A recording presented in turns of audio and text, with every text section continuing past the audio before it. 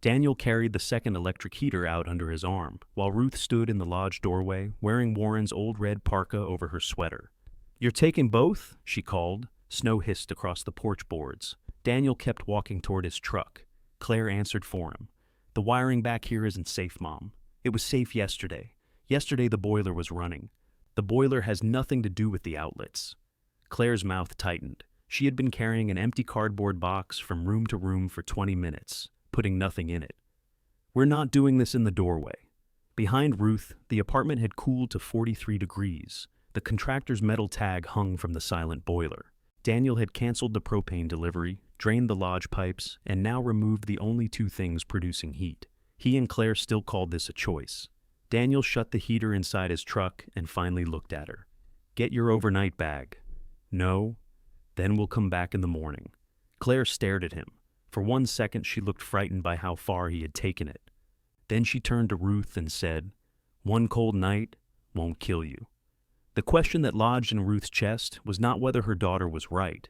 It was what, exactly, her children expected the cold to prove. Daniel came back up the porch steps, stamping snow from his boots. At 51, he had Warren's height and Ruth's habit of pressing his lips together when he believed patience was being wasted on someone. The resemblance felt especially unkind that evening. "We're trying to help," he said. Ruth looked past him at the heater in the truck. "You've got an odd way of showing it. That boiler is 32 years old. Dale said the valve could let go. Dale said he could replace it. For $1,100. $864. Plus labor. That included labor." Daniel gave a dry laugh. "This is what I mean. You want to argue over every number while standing in a building with no heat. I'm standing in a building with no heat because you canceled the repair. I postponed it. You told Dale not to order the part because it makes no sense to pour money into a place we're shutting down. There it was. Not we might shut down. Not if she agreed." Daniel had begun talking about the sale, as though the signature were a courtesy Ruth kept forgetting to provide. Claire rubbed her hands together and glanced into the apartment. She had come dressed for an extraction. Insulated boots, wool coat, leather gloves, her hair tucked neatly beneath a cream-colored hat Ruth had given her 3 Christmases ago. She had even put a folded blanket on the back seat of her Subaru. "Come home with me," she said. "You can have the upstairs room." "I changed the sheets." "You shouldn't have. I bought the unscented detergent. I didn't ask you to wash anything." "Mom." Claire closed her eyes. "Could you please hear the love inside one sentence without taking a knife to it?" Ruth almost smiled. Claire had always spoken as if she were giving the final, better version of a conversation everyone else had mishandled. "I hear it," Ruth said. "I also hear the part where you've decided where I'm sleeping. For tonight.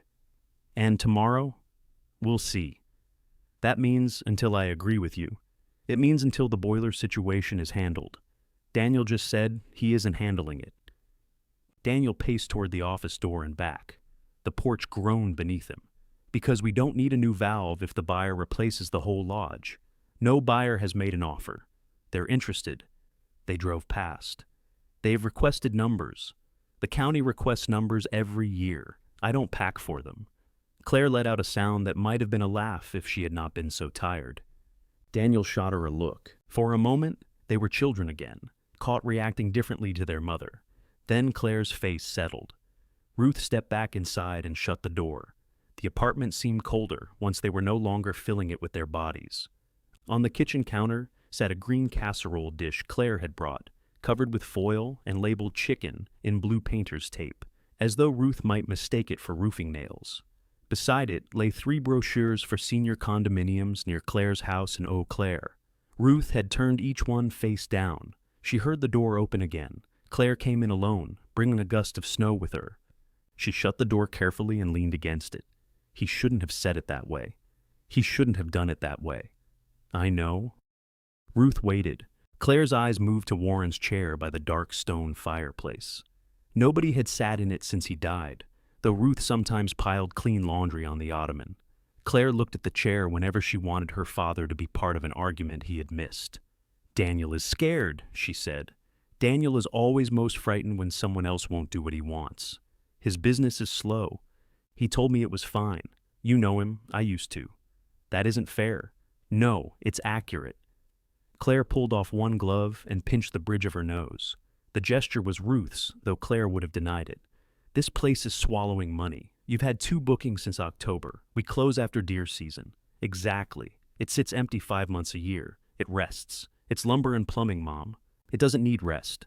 You'd be surprised. Ruth went to the stove and lifted the foil from the casserole. Pale chicken breasts sat under a blanket of condensed soup. Claire cooked as though seasoning were something people developed allergies to. You could at least come eat dinner at my house, Claire said. This appears to be dinner. That's for tomorrow. Ruth replaced the foil. Will it become chicken by then? Claire's mouth twitched to spite herself. That small surrender made Ruth love her so fiercely she had to turn away. She opened the refrigerator, remembered the power was all they had left, and shut it quickly. The milk, butter, and half a lemon looked suddenly precious. Please, Claire said behind her. Ruth rested both hands on the counter. Claire had been 8 when they bought Bellamy Landing. She had slept on a cot in the office that first summer, while Ruth and Warren scrubbed mouse droppings from cupboards and replaced rotten porch rails. Daniel, then 11, charged guests a quarter to carry their suitcases and hid the money in a coffee tin. Those summers had become polished stories at family dinners. Warren falling off the dock in his work boots, the bear that stole a blueberry pie, the honeymoon couple who accidentally took home Cabin 4's shower curtain. Claire never told the story of the 4th of July. She waited 6 hours in a blue dress for Ruth to take her to town because the well pump failed.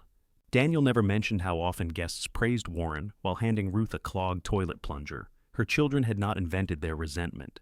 That did not make them entitled to arrange her life. I will call you at 9, Ruth said. Claire studied her back. 9 tonight, tomorrow morning. The temperature is supposed to be 6 below. I own a thermometer. And what will that do? Testify at the funeral. Ruth turned. Claire's eyes were wet now. She hated crying, and usually became mean when it happened. You think this is about control, Claire said. It isn't. I don't want to get a call from Amos because he saw smoke, or didn't see smoke, or because you slipped on the steps and froze out there where nobody could hear you. Then leave me one heater, Daniel says. I'm not asking what Daniel says. The silence between them was clean and sharp. Claire looked toward the truck. Daniel sat behind the wheel with the engine running, his face lit blue by his phone. The heaters were visible through the rear window. He thinks you'll run both and trip something, she said. Do you? I think you'll do whatever proves you don't need us. Ruth considered that. And I think you'll do whatever proves I do. Claire flinched. Ruth wished the words back, but not enough to apologize for them. Claire put on her glove. At the door, she paused beside the coat hooks. Warren's green wool cap still hung from the last peg, misshapen from rain and years of being shoved into pockets. Claire touched the brim with 2 fingers. You weren't the only one who lost him, she said. Then she went outside. Ruth watched from behind the curtain as Claire climbed into her Subaru. Daniel lowered his window and called something to her. Claire shook her head, got into her car, and sat without starting it. Daniel backed out first. His taillights glowed through the blowing snow, then disappeared beyond the row of dark cabins. Claire remained another minute. Ruth thought she might come back. She did not. When both cars were gone, the quiet changed. It was no longer the ordinary winter quiet Ruth loved, when snow softened the road and the frozen lake made its deep, distant booming sounds. This quiet had intention behind it. Her children had left it in the room with her. She checked the thermostat. 41. Well, she said aloud, that's not improving. Her voice sounded too small, so she turned on the kitchen radio. A man in Duluth was explaining that exposed skin could freeze in less than 30 minutes. Ruth turned him off. She put Claire's casserole in the oven, then remembered the propane cook stove had been disconnected when Daniel drained the lodge. The burner clicked uselessly. She ate 2 slices of bread with peanut butter instead, standing at the counter in her coat. By 6, the windows had begun to frost at the corners. Ruth found Warren's old sleeping bag in the hall closet and carried it to the bedroom. She added 2 quilts, thick socks, and the knitted hat Amos Pike's wife had made before her hands became too unsteady. She could stay one night. People camped in colder weather by choice, but people camping in colder weather generally had equipment better than a 30-year-old sleeping bag with a broken zipper. At 6:30, the kitchen faucet gave a hollow cough. Ruth opened the cabinet beneath the sink and touched the supply pipe, cold enough to worry her. Daniel had drained the main lodge, but not the apartment lines. He had expected her to leave before they mattered. The realization was almost funny. He had endangered the plumbing while claiming to protect her from the electrical system. She opened the faucet to a thin stream and went to the utility room for pipe insulation. The shelves had been rearranged. Daniel had moved the space heaters, the propane torch, and 3 rolls of foam wrap.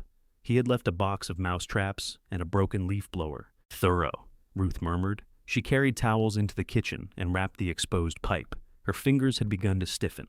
Warren's parka was warm across the shoulders, but too long in the sleeves, and she kept catching a cuff on cabinet knobs. At 7, Claire called. Ruth watched the phone ring 6 times. She answered on the 7th. "What's the temperature?" Claire asked. "Cold. Give me the number. 38. A pause. "That isn't safe." "No. We're coming. We, Daniel and me. To bring back the heaters, to pick you up. Then don't. Mom, this has gone far enough." It had gone far enough when you drove away. Claire breathed into the phone. Behind her, Ruth could hear the faint clatter of dishes and a television weather report. Warm household sounds. Ruth pictured the unscented sheets waiting upstairs, the bathroom drawer Claire had probably emptied for her, the careful space being made around an assumption. "I'm sorry," Claire said, so quietly Ruth nearly missed it. Ruth sat down at the table. "For leaving? For how tonight happened? That isn't the same thing. It's what I can say right now. Honest, at least." Ruth looked toward the window. Across the white yard, the cabins crouched in darkness. 6 low roofs, 6 porches facing the lake. They had shut off the water in all of them in November. 4 had old wood stoves. 1 had a cracked firebox. 1 chimney had been capped after squirrels nested in it. Cabin 4 backdrafted whenever the wind came hard across the lake. But cabin 3, Ruth stood so quickly the chair legs scraped the floor. "Mom?" In October, she had cleaned cabin 3's flue herself, because Daniel never came back to do it. She had checked the door gasket with a $1 bill, emptied the ash pan, and stacked dry birch beneath the porch under a blue tarp. The stove was small and ugly and dependable. Ruth. Claire only used her name when frightened. "I'll call you in the morning," Ruth said. "What are you doing? I'm getting warm." She ended the call before Claire could turn the question into an order. The wooden sled was in the mudroom. Ruth loaded it with the sleeping bag, quilts, lantern, matches, canned stew, bottled water, the iron kettle, and Warren's old battery radio. She added the peanut butter, then went back for the bread. Practicality, she had learned, was mostly remembering what annoyance would feel largest later. Outside, the cold caught inside her nose. Cabin 3 stood 60 yards away, beyond a drift that had swallowed the lower porch step. Ruth pulled the sled with both hands, leaning her weight against the rope. Halfway there, she stopped to breathe. Behind her, the lodge windows were dim and frosting over.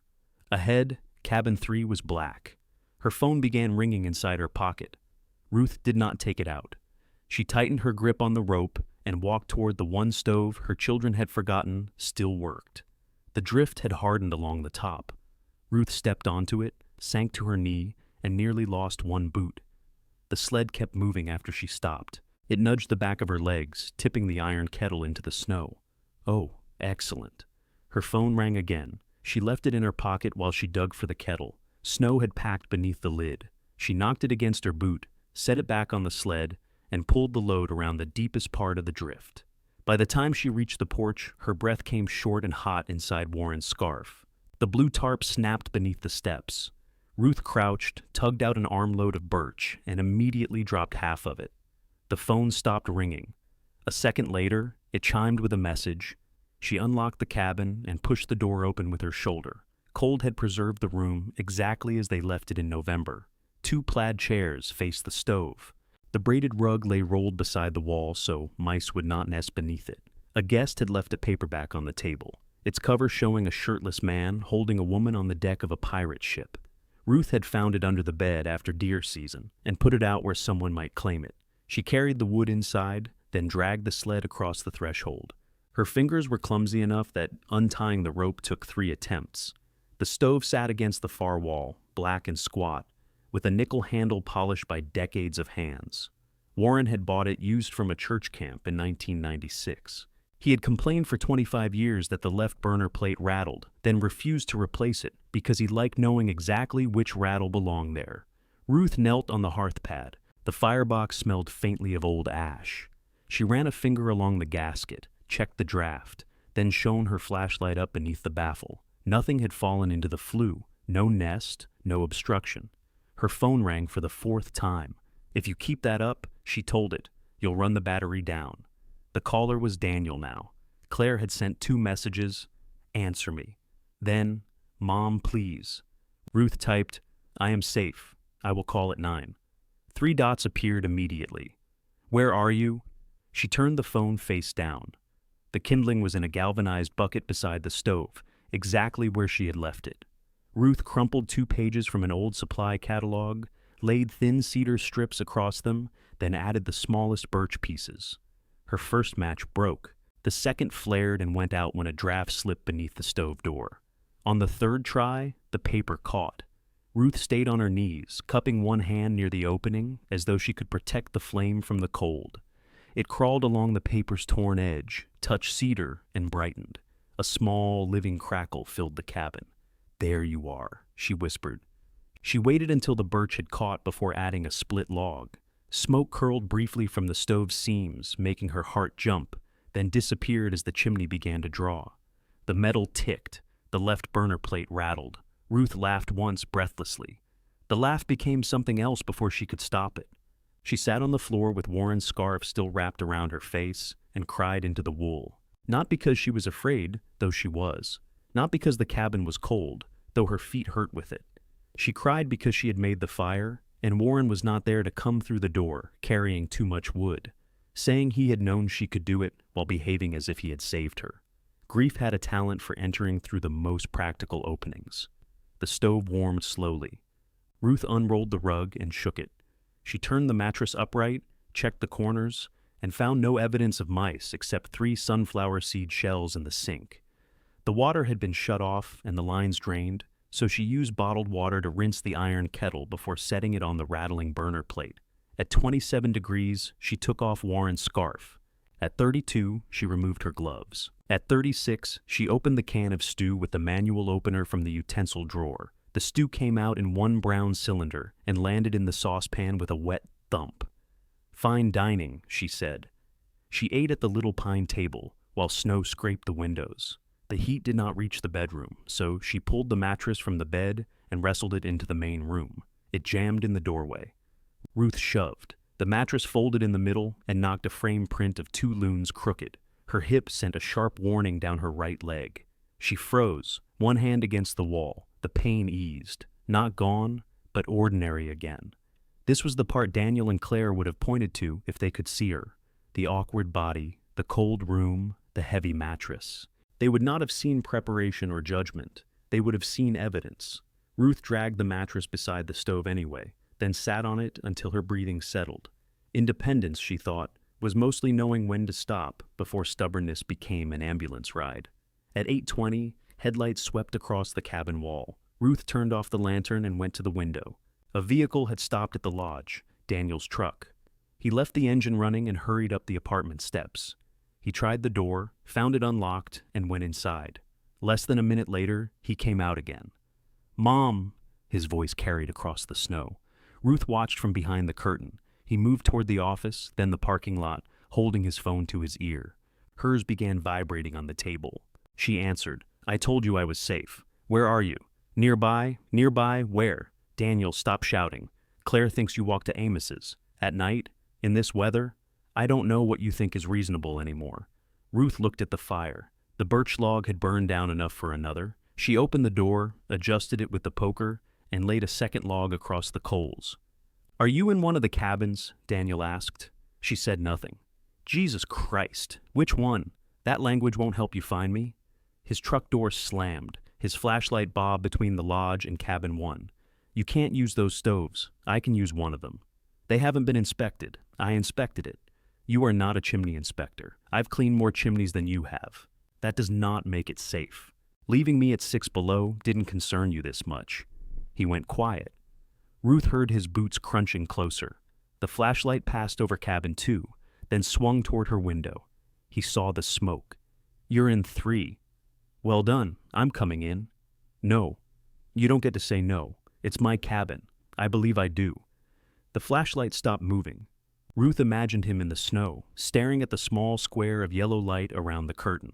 The first winter after they bought the resort, Daniel had slept in this cabin because he was convinced the lodge attic contained a ghost. He had made Ruth check beneath both twin beds. Warren teased him until Ruth threatened to put Warren outside.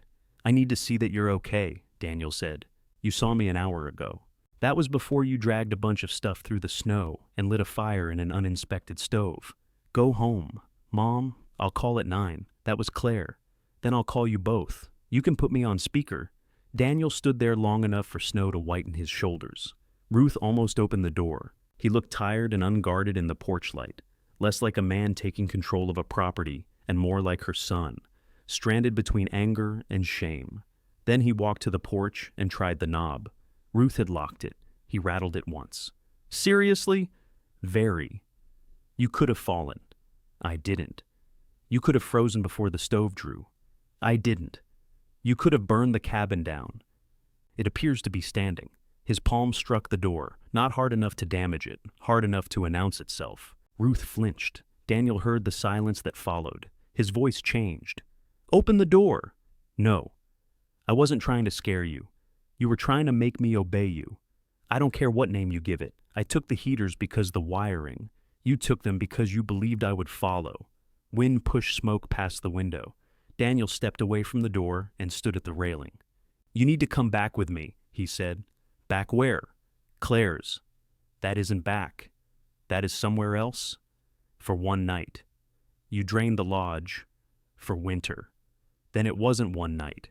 He did not answer.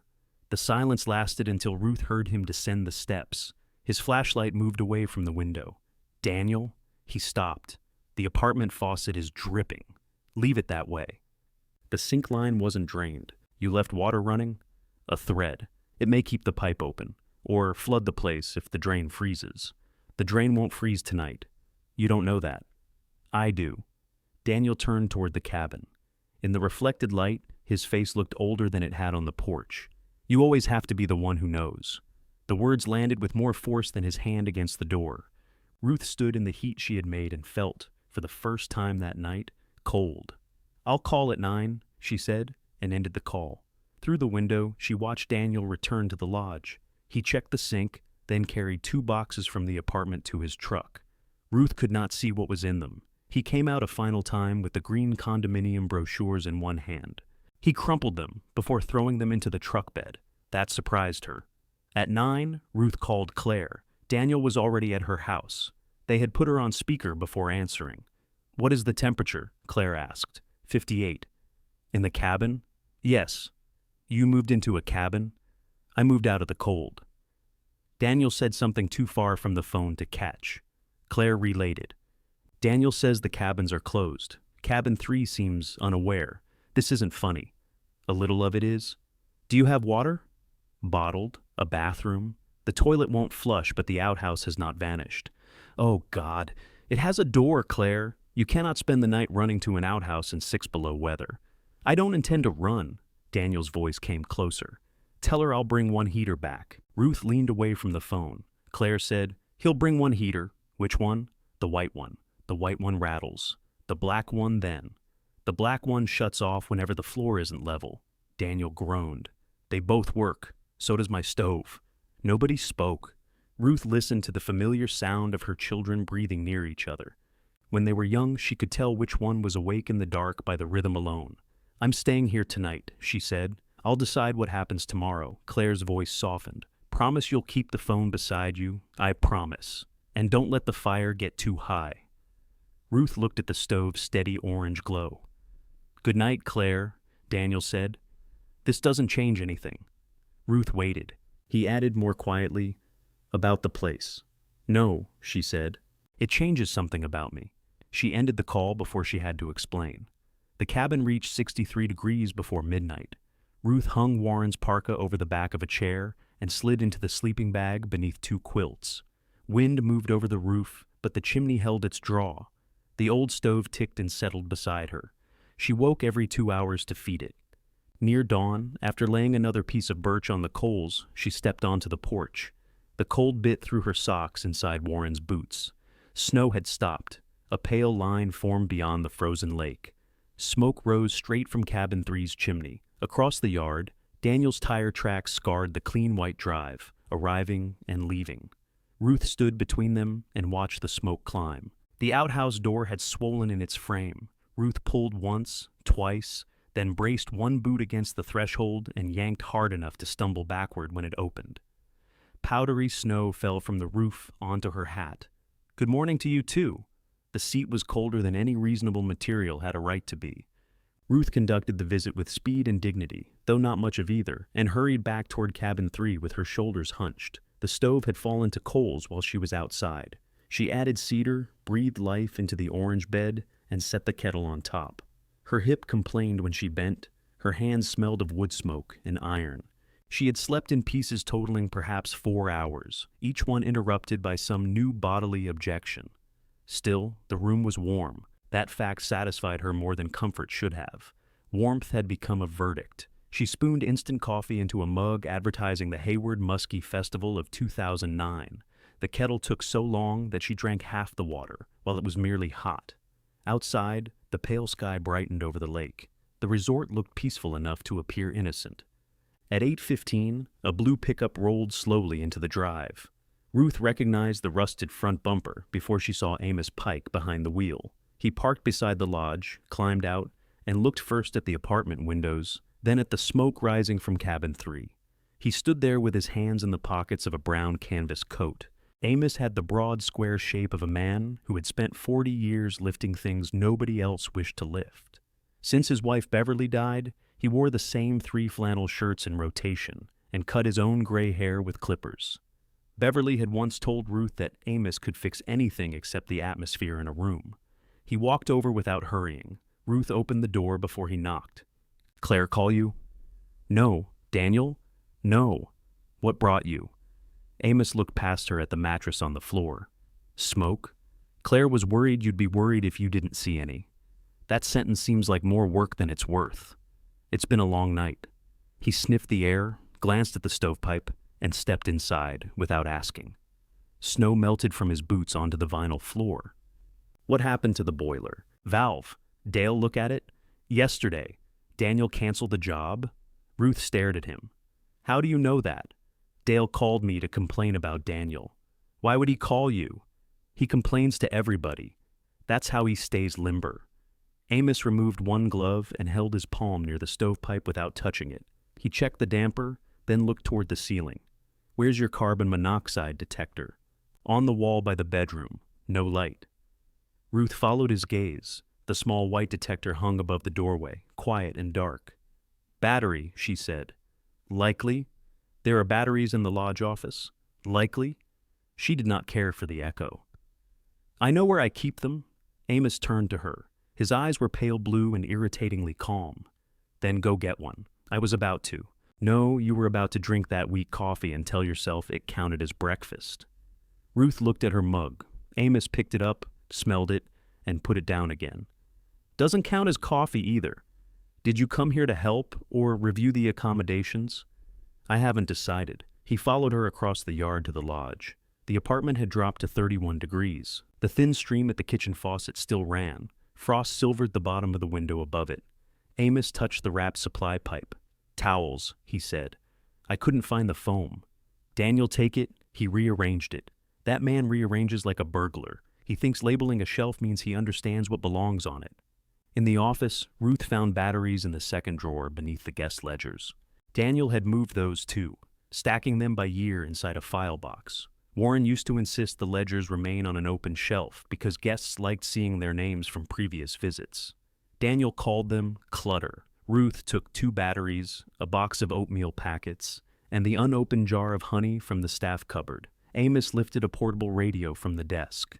"You'll want the weather. I have Warren's. Warren's radio only receives one station, and Saskatchewan. It has character. It has corrosion." He put the better radio under his arm. Back in the cabin, Amos replaced the detector battery and pressed the test button. The alarm shrieked. Ruth jumped. Amos did not. "Works," he said. "So do I." He gave her a sidelong look. "It didn't say you didn't." That irritated her more than if he had. He inspected the stove with the solemnity of a physician who disliked his patient but respected the organs involved. Ruth made oatmeal on top while he checked the door seal and shone a flashlight around the pipe collar. You clean this flue? October. Brush all the way through? No, Amos. I stood on the roof for the view. Some people do. Not in October. He crouched to inspect the hearth pad. His knees cracked loudly. You've got enough clearance. Pipes sound. Gaskets holding. Don't burn pine. Don't bank it too full at night. I know you know. I'm saying it because if I don't, you'll tell Claire I didn't. I won't tell Claire you were here. Trucks visible from the road. As if summoned by his name, Daniel's pickup turned into the drive. Amos looked through the curtain. I should charge admission. Daniel got out carrying the black electric heater in one hand and a grocery bag in the other. He saw Amos's truck, stopped, then continued toward the cabin. Ruth opened the door. Daniel held up the heater. Peace offering. The floor's not level. I brought a piece of plywood. That might do it. He had shaved, changed clothes, and put on his business boots rather than his winter ones. Snow clung to the polished leather. He looked into the cabin and saw Amos sitting beside the stove. Morning, Amos said. Daniel set the heater down harder than necessary. You called him? No, Ruth said. He saw smoke, Amos said, which, depending on the location, is either a concern or the entire point. Daniel ignored him. He handed Ruth the grocery bag. Eggs, cheese, 2 apples, sliced turkey, and a package of cinnamon rolls. I can't bake these. They're already baked. She looked. They were. You bought the right kind. Daniel shrugged. They were there? He had remembered she disliked raisins. Ruth set the package on the table and wished small kindnesses did not complicate larger injuries so efficiently. I'm ordering the boiler part today, she said. Daniel's expression hardened. We need to discuss that. I just did. The business account can't absorb another winter expense. I'll pay from my checking. That's worse. It's mine. You need that money. For what? For living. Ruth spread one hand toward the cabin. This appears to qualify. Amos rose. I'm going to pretend the radio needs my full attention outside. You don't have to leave, Ruth said. Yes, he does, Daniel said. Amos looked at him, then at Ruth. Go home, she told Amos. You've done your inspection. I did not inspect anything. I looked. Inspections come with paperwork and cost more. Send me a bill for looking. I'll make it ruinous. He left carrying neither the radio nor any portion of the argument. Daniel waited until the door closed. You're putting him in the middle. Amos is too wide to be put anywhere. This isn't funny. It was a little funny. Did you tell him I left you here? He worked that out. Great. So by lunchtime, everyone between here and Cable will think I tried to freeze my mother. Didn't you? Daniel turned away. He pressed his fingers against his forehead, then paced 2 steps before the mattress stopped him. I thought you'd come with Claire. That was your mistake. Yes, it was. He faced her again. I should not have taken both heaters. Ruth waited for the rest. I was angry. About what? About you acting like we're vultures because we want to make a sensible decision. You canceled heat in December because we're paying to maintain a resort that operates at a loss. It did not operate at a loss last year. It did if you count your labor. My labor does not become a loss because you ignored it for 38 years. That isn't what I meant. It's exactly what you meant. You just didn't expect it to sound ugly. Daniel bent and set the plywood beneath the heater. He plugged it into the outlet, turned the dial low, and waited. The fan started with a soft hum. There, he said. Now you don't have to feed the stove every 2 hours. Thank you. He looked surprised. Ruth touched the plywood with her boot. That was a useful thing to do. His face closed again. As opposed to everything else I do. She sighed. Daniel, no, fine. Order the valve. Spend $900 keeping 1 apartment warm while 6 cabins sit empty. They always sit empty now. That is not the defense you think it is. He unplugged the heater, then seemed to realize what he was doing and plugged it back in.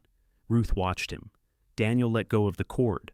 Dale said the part could take a week. Then it takes a week? You're going to live here for a week, if necessary, with an outhouse? I've already renewed our acquaintance. Mom, you're 71, and yet the outhouse recognized me. His mouth twitched. The expression vanished so quickly she might have imagined it. He went to the window and looked across the empty cabins. I have a conference call with the buyer's regional manager this afternoon. You have a call with an interested company. They are not the buyer. They could be. Not today. Daniel turned. What does that mean? It means I'm cold and tired, and you've mistaken both for consent. Before he could answer, Ruth's phone rang on the table. The number looked familiar, though no name appeared. She answered. Bellamy Landing. A woman's voice came through beneath heavy road noise. Ruth? This is Tessa Monroe. I stayed with you a few summers back. The red utility trucks, crew of 8. We ate every pie you had. Ruth remembered a sunburned woman in steel-toed boots fixing a broken screen door before checkout. Of course, she said. We've got lines down north of you, and every motel from Ashland to Hayward is packed. Please tell me you've got anything open. Ruth looked at Daniel. He shook his head once. Behind him, the old stove settled with a warm iron tick. How many beds? Ruth asked. 4, Tessa said. Possibly 5, but I can send one farther south if I have to. We don't need pretty. We need horizontal. When? We're 40 minutes out. Daniel stepped closer, speaking low. Tell her no. Ruth held up one finger. Do you need running water? She asked. We need heat and beds. We've got showers at the staging site, and I have enough bottled water to baptize a football team. The cabins are winterized. Meaning the toilets and sinks are shut down. There's an outhouse. Tessa laughed. Ruth, I just spent 6 hours watching a man try to free a bucket truck with a garden shovel. An outhouse will not be the worst part of my day. I may have one cabin, Daniel mouthed. You do not. Give me 20 minutes, Ruth said. I'll call you back. She ended the call. No, Daniel said. Ruth set the phone down. You've made your position clear. These aren't summer tourists who forgot bug spray. You can't open a cabin in 6 below weather because somebody called out of nowhere. She didn't call out of nowhere. She stayed here 3 summers ago. That changes the temperature. It changes whether I trust her not to put wet boots on the bed. Mom. Cabin 1 has the propane wall heater. The propane is off. At the lodge, Cabin 1 has its own tank. Daniel stopped. Ruth saw him searching his memory. The new heater had been installed after an elderly guest complained about a cold August night. Warren bought a 100-gallon tank so he would not have to extend the lodge line. Daniel had disliked the expense and mentioned it every time he saw the tank. We shut that down, he said. We turned the thermostat to pilot. When was the last inspection? September. When was the last time it ran? November 8th. The Rasmussen stayed late for grouse season. He looked annoyed that she knew the date. What about carbon monoxide? He asked. New detector in July, batteries, I'll check them. And the beds have been stripped. I own sheets. The path isn't cleared. I own a shovel. Daniel looked through the window at Cabin 1. Snow lay deep between its porch and the parking lot. You can't shovel that. I can shovel some of it. And the rest? I'll walk around. He stared at her. Ruth waited. Oh, for God's sake. He snatched Warren's gloves from the table. Where's the good shovel? Behind the office. Daniel opened the door, then turned back. I'm checking the heater before you promise anything. That seems useful. Do not start. I said useful. You said it in that voice. I only have the one. After he left, Ruth called Amos. I just got home, he said. I need you back. You miss me? Wildly. Bring your electrical tester. You planning to operate? Cabin 1. The propane heater. That is not electrical.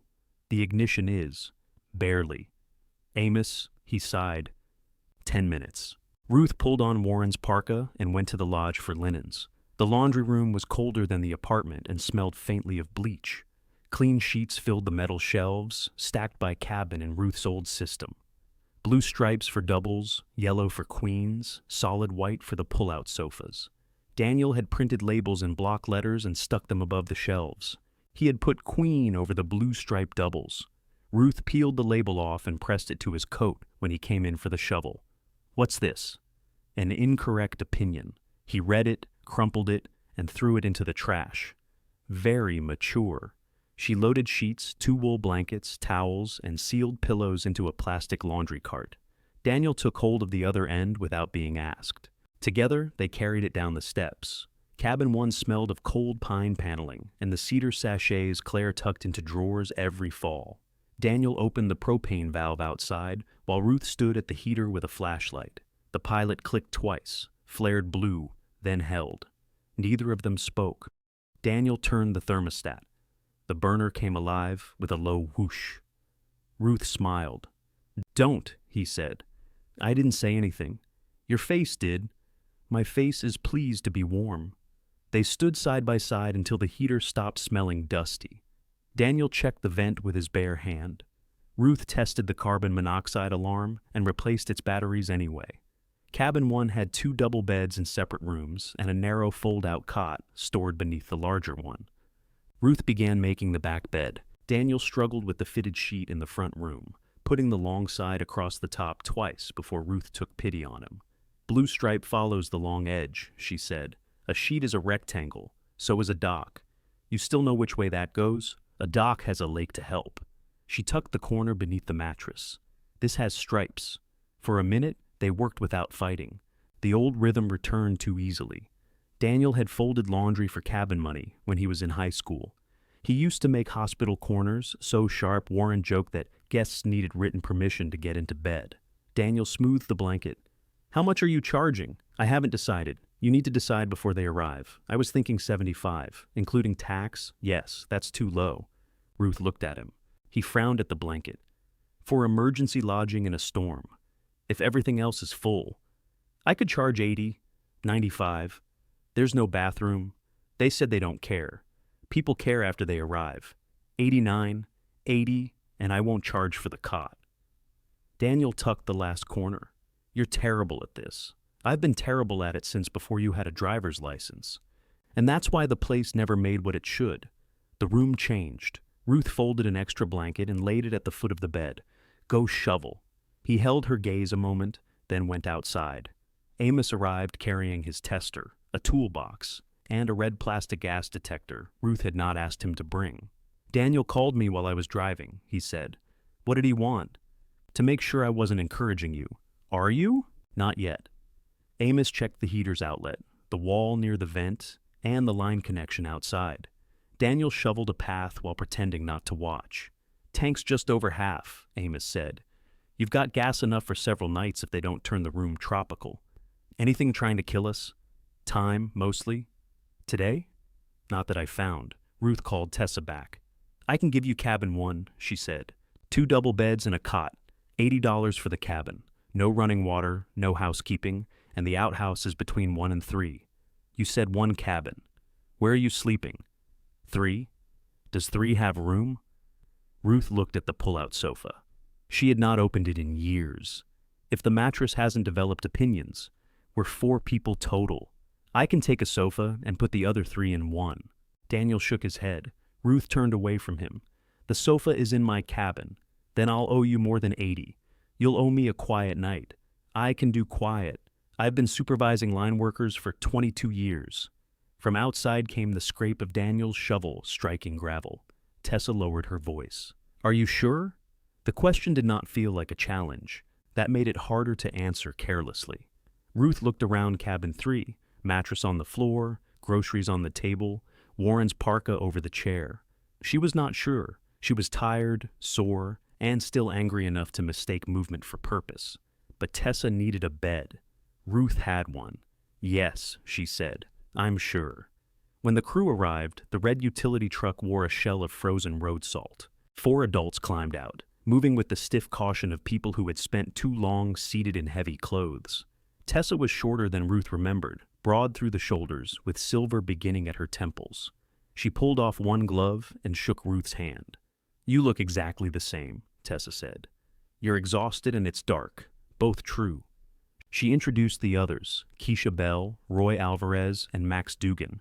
Keisha carried 2 insulated food bags. Roy wore a knee brace over his work pants. Max had a mustache that collected ice at the ends. Daniel stood beside his truck with the shovel, studying them as if additional line workers might emerge indefinitely. Tessa saw him. Warren? The name struck the air strangely. My son Daniel, Ruth said. Warren died last year. Tessa's face softened without becoming theatrical. I'm sorry. He made us pancakes at 11 at night. He made me make the batter. And took full credit? Every time. Tessa laughed. That sounds right. Ruth showed them cabin 1. The heat had climbed to 61. Keisha stepped inside and closed her eyes. Oh, this is beautiful. It smells like a tackle box, Max said. That is the smell of not sleeping in the truck, Roy told him. No, Ruth said. That's cedar. Daniel explained the heater before Ruth could, showing them the thermostat and warning them not to block the vent. His manner shifted into the polite competence he used with customers. He even demonstrated the alarm. Ruth watched him become helpful in front of strangers and could not decide whether to be grateful or furious. Tessa handed her a company card. "Our office can pay tonight." Ruth shook her head. "The terminal is in the lodge and the system's shut down. I'll write an invoice. Company will want a receipt. You'll have one before breakfast." Daniel glanced at Ruth. She recognized the look. He did not know where the paper receipt book was. She did. After the others settled, Tessa followed Ruth into cabin 3 carrying her duffel. The pull-out sofa opened with a shriek and released enough dust to make both women cough. "Luxury," Tessa said. "Continental breakfast is unlikely. I have protein bars. That may be worse." Together they fitted a clean white sheet over the thin mattress. Tessa set her boots on newspaper beside the door without being asked. Through the window, Daniel stood alone in the snow, looking from cabin 1's glowing windows to the smoke above cabin 3. Ruth could almost see him doing the arithmetic. 2 cabins lit in a resort that was supposed to be closed. Daniel caught her watching. He lifted one hand, not quite a wave, then got into his truck. As his taillights disappeared, Tessa sat carefully on the pullout and listened to the old stove ticking. "How many of these cabins could you open in winter?" she asked. Ruth looked toward the 4 dark roofs beyond the window. "Tonight," she said, "1." Tessa took off her work jacket and folded it beneath the sofa rather than hanging it near the stove. The jacket carried the smells of diesel, snow, and scorched wood. "If I put that too close to the heat, I'll wake up smelling like a truck stop fire," she said. "There are hooks by the door. I saw them. I also saw your coat on one. There are 4 hooks. Warren had rules about his hooks. Warren had rules about everybody's hooks." Tessa smiled. "He once moved my raincoat 6 inches and explained why. He considered that hospitality." Ruth gave her the second quilt and showed her the outhouse flashlight, the lantern, and the metal bucket of kindling. Tessa listened without the distracted nodding Ruth's children used when they believed instructions had become part of her personality rather than useful information. "Draft stays here?" Tessa asked, touching the stove control. "At night. If the wind changes and you smell smoke, wake me. Where will you be?" Ruth pointed to the mattress on the floor. Tessa looked at it, then at the pullout. "You should take this. I've already made my nest. My company is paying. Your company is paying for a sofa. With springs placed according to a medical theory, I don't understand. Then we agree on its value." They turned off the lantern shortly after 10. The stove filled the cabin with a low red glow. Tessa fell asleep in less than 5 minutes and began snoring in careful, even bursts. Ruth lay awake. She had spent the day proving she could remain at Bellamy Landing, only to end it sharing a 1-room cabin with a woman she had not seen in 3 years. Daniel would call it absurd. Claire would call it dangerous. Both descriptions contained enough truth to be irritating. Across the yard, someone in cabin 1 laughed. A door opened. Boots crossed the porch, and the outhouse latch clapped shut.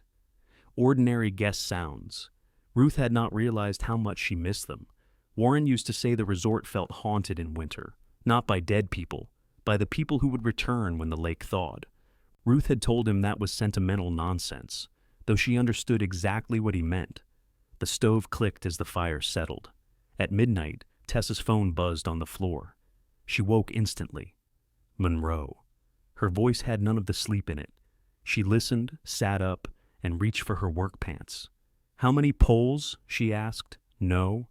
"Don't send Roy yet. His knee is swollen. Call Dugan and tell him I want the west access checked before anybody drives equipment across it." Ruth pushed herself upright. Tessa covered the phone. "Sorry, do you need coffee? I need the person on the other end of this phone to grow judgment, but coffee is more realistic." Ruth lit the lantern and put water on the stove. By the time it heated, Tessa had called 3 people, changed the crew's morning assignment, and told someone named Pete that enthusiasm did not make ice thicker. "You sound like Warren," Ruth said. Tessa accepted the mug. "Is that a compliment?" "Not entirely." Tessa drank, made a face, and drank again. "It's instant," Ruth said. "I've had worse." Amos said the same thing without drinking it. Tessa wrapped both hands around the mug. Without the jacket, she seemed smaller. Fatigue had carved dark hollows beneath her eyes. "We'll be out before 5, she said. Probably back after dark. I'll leave the fire set. You don't have to feed us. I said fire, not food. Good. Keisha has enough chili to supply a municipal shelter. Ruth looked toward the frosted window. How long will you be here? Original estimate was 3 days. Now they're saying 10. Could be 3 weeks if the southern crews don't get released. 3 weeks. Too long? Ruth did the arithmetic before she meant to. Cabin 1 at $80. The sofa at, she had never decided. Even $60 a night would bring the total to $980 per week before taxes and propane. More than the boiler repair. Less expenses, less laundry, less the cost of getting water to the cabin somehow. Not a fortune. Not even a good summer week. But the cabins usually earn nothing in January. No, Ruth said. Not too long. Tessa studied her over the mug. Daniel doesn't want us here. He doesn't want anyone here. That a family issue or a business issue? Yes. Tessa nodded as though that answer were complete. I won't put you between us and your family. You're paying for lodging, not setting policy. All right. And Daniel does not set policy alone. All right. Stop agreeing so politely. I supervise 12 adults with chainsaws. I know when to stop contributing. Ruth lay down again. She listened while Tessa finished the coffee, rinsed the mug with a careful splash of bottled water, and placed 2 pieces of birch beside the stove for morning. At 4:40, cabin 1's door opened and voices moved across the snow. Ruth smelled coffee before she heard the knock. Keisha stood outside holding a travel mug and a foil-wrapped parcel. Peace treaty, she whispered. For what? Max used your outhouse and came back with feedback. I don't want it. He believes the seat could benefit from insulation. He's welcome to sit on his hat. Keisha grinned and handed over the parcel. Breakfast burrito. Tessa said you were up at midnight. She was up, I was nearby. Behind Keisha, Roy moved stiffly toward the truck, favoring his braced knee. Max carried 3 thermoses and complained about somebody packing decaf. They left in darkness, the red truck rolling slowly beyond the entrance before turning toward the county road. Ruth ate the burrito beside the stove. Eggs, potatoes, peppers, and enough hot sauce to wake every part of her at once. It was the best breakfast she had eaten since Warren died, though admitting that would have insulted several decent diners. At 6, she dressed and crossed to the lodge office. The temperature inside had fallen to 28. Her breath showed. She switched on the desk lamp and pulled the duplicate receipt book from the bottom drawer beneath old boat registration forms. Daniel had not touched it, probably because he had never known it existed. Ruth wrote Bellamy Landing across the top, followed by 2 winter lodging charges. Cabin 1, $80. Cabin 3 pullout, $60. She added county and state lodging taxes with the calculator Warren had repaired using duct tape. The total looked both smaller and more important on paper. She texted a photograph to Tessa. The reply came a minute later. Perfect. Office may call. We want to stay through January 18th if you can do it. Ruth stared at the date. 3 weeks. Her hip hurt. Cabin. 3 needed water. The outhouse could not serve 4 workers, and Ruth indefinitely without attention. She had 1 safely heated guest cabin, and even that depended on a propane tank nobody had checked since September. The sensible answer was no. She wrote, "Let me confirm by noon." A vehicle door slammed outside. Claire entered the office carrying a large canvas tote and 2 insulated grocery bags. She stopped when she saw Ruth at the desk.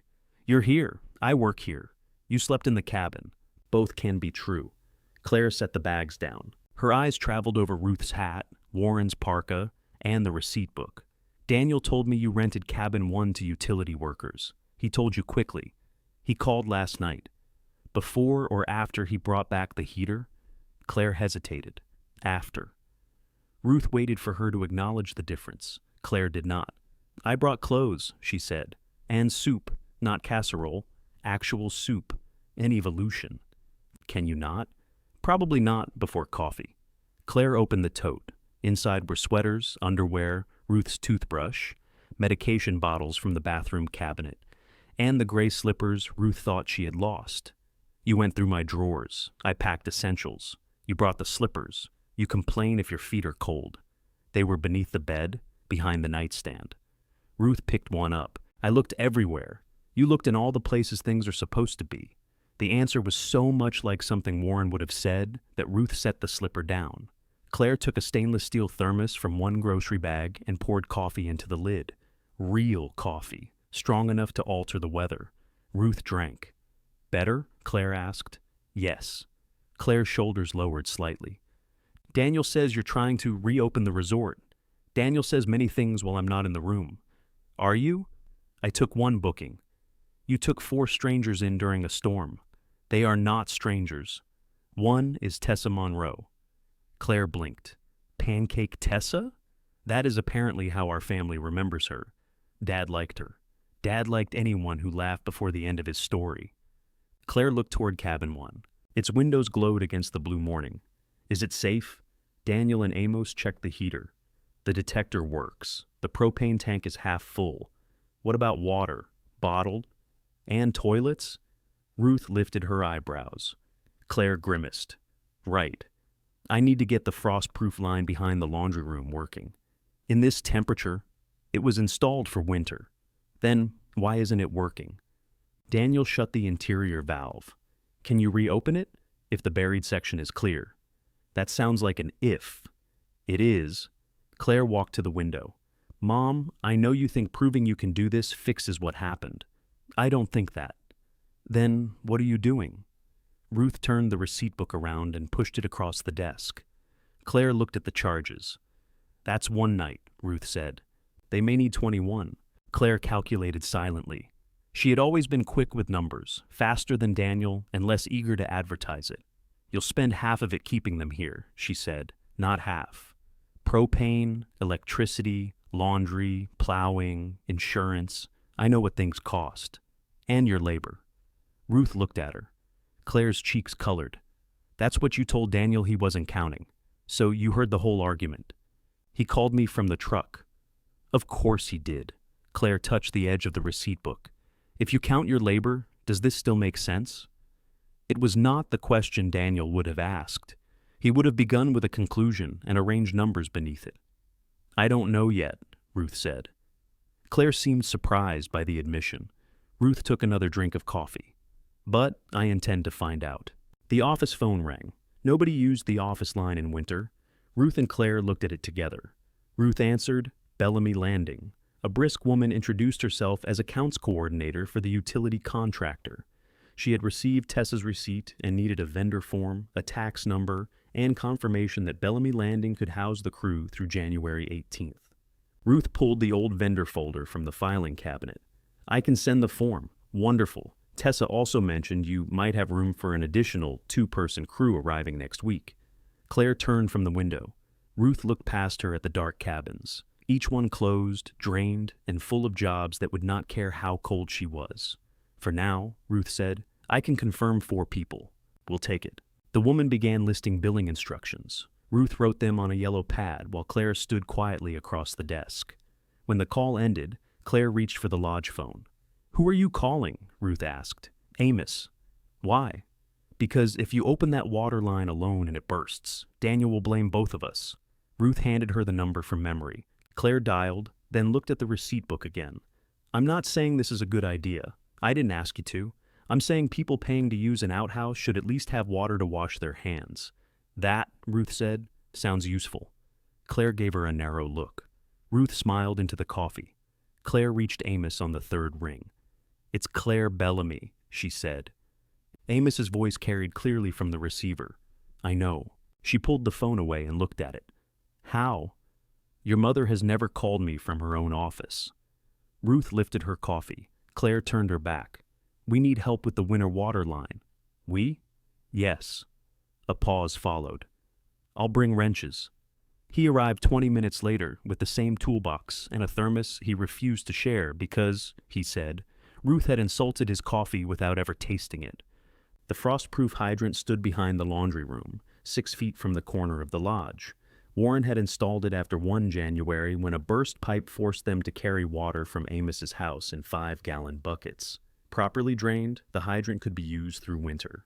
Improperly drained, it became an expensive metal monument. Amos dug snow from around its base while Ruth and Claire went inside to find the shutoff. The laundry room was too narrow for all 3 of them. A dryer occupied most of the back wall, with shelves above it packed with detergent, folded shower curtains, and a coffee can full of single socks abandoned by guests. "The valve is behind the dryer," Ruth said. Claire looked at the machine. "Of course it is. It wasn't always. Warren replaced the dryer with a deeper one. Why didn't he move the valve? He said he would. When? After lunch." Claire gave her a look. Which lunch? He was not specific. Amos leaned in through the doorway. "Dryer's lighter if you take the clothes out." "It's empty," Claire said. "Then you've already done the first step." They pulled it forward 6 inches before the vent hose caught. Claire removed her coat and crawled behind it with a flashlight. Her cream-colored hat brushed lint from the wall. "I see 2 valves. Red handle," Ruth said. "They're both red. Lower one. Both lower than me. The one on the copper line. Everything back here looks like copper." Amos looked at Ruth. "She's got your patience. She bought it elsewhere." Claire's muffled voice came from behind the dryer. "I can hear you." The correct valve resisted. Claire grunted, shifted her shoulder, and tried again. "Don't force it," Ruth said. "I'm not. You're making the noise you make when you force things." "What noise?" "That one." Amos handed a wrench over the dryer. "Easy pressure, quarter turn." The valve moved with a squeal. Outside, something knocked inside the hydrant pipe. Amos hurried around the building, while Ruth kept one hand on the interior line, feeling for vibration. "Open it slowly," she called. Water coughed from the hydrant, rusty at first, then clear. Amos let it run into the snow. No water appeared beneath the laundry room pipe. Nothing hissed inside the wall. Claire backed out with lint in her hair and grease on one cheek. Did it work? Ruth opened the back door. A clean stream arced from the hydrant into a blue bucket. Claire smiled before catching herself. "It worked," Amos said. "Don't leave a hose attached. Fill what you need and let the riser drain every time." "I know," Ruth said. "Today everybody knows everything." Claire wiped her cheek and spread the grease farther. "Can we put a wash station near the outhouse?" Ruth considered the distance. A covered water jug with a spigot, basin underneath. "I have a folding table." "Your good one?" "My plastic one." "The one Daniel borrowed for his open house?" Claire stopped. "He said he returned it. He returned mine." For a second, both women stared toward the road, as though Daniel might be visible, carrying tables between their lives. Amos cleared his throat. "I have one." By noon, they had placed the folding table beside Cabin 1's porch where the roof protected it. Claire filled a 5-gallon insulated jug, then labeled it hand washing with a marker. "People know what water is for," Ruth said. "Max might drink it. Max has survived this long. You met him once?" I received his outhouse feedback.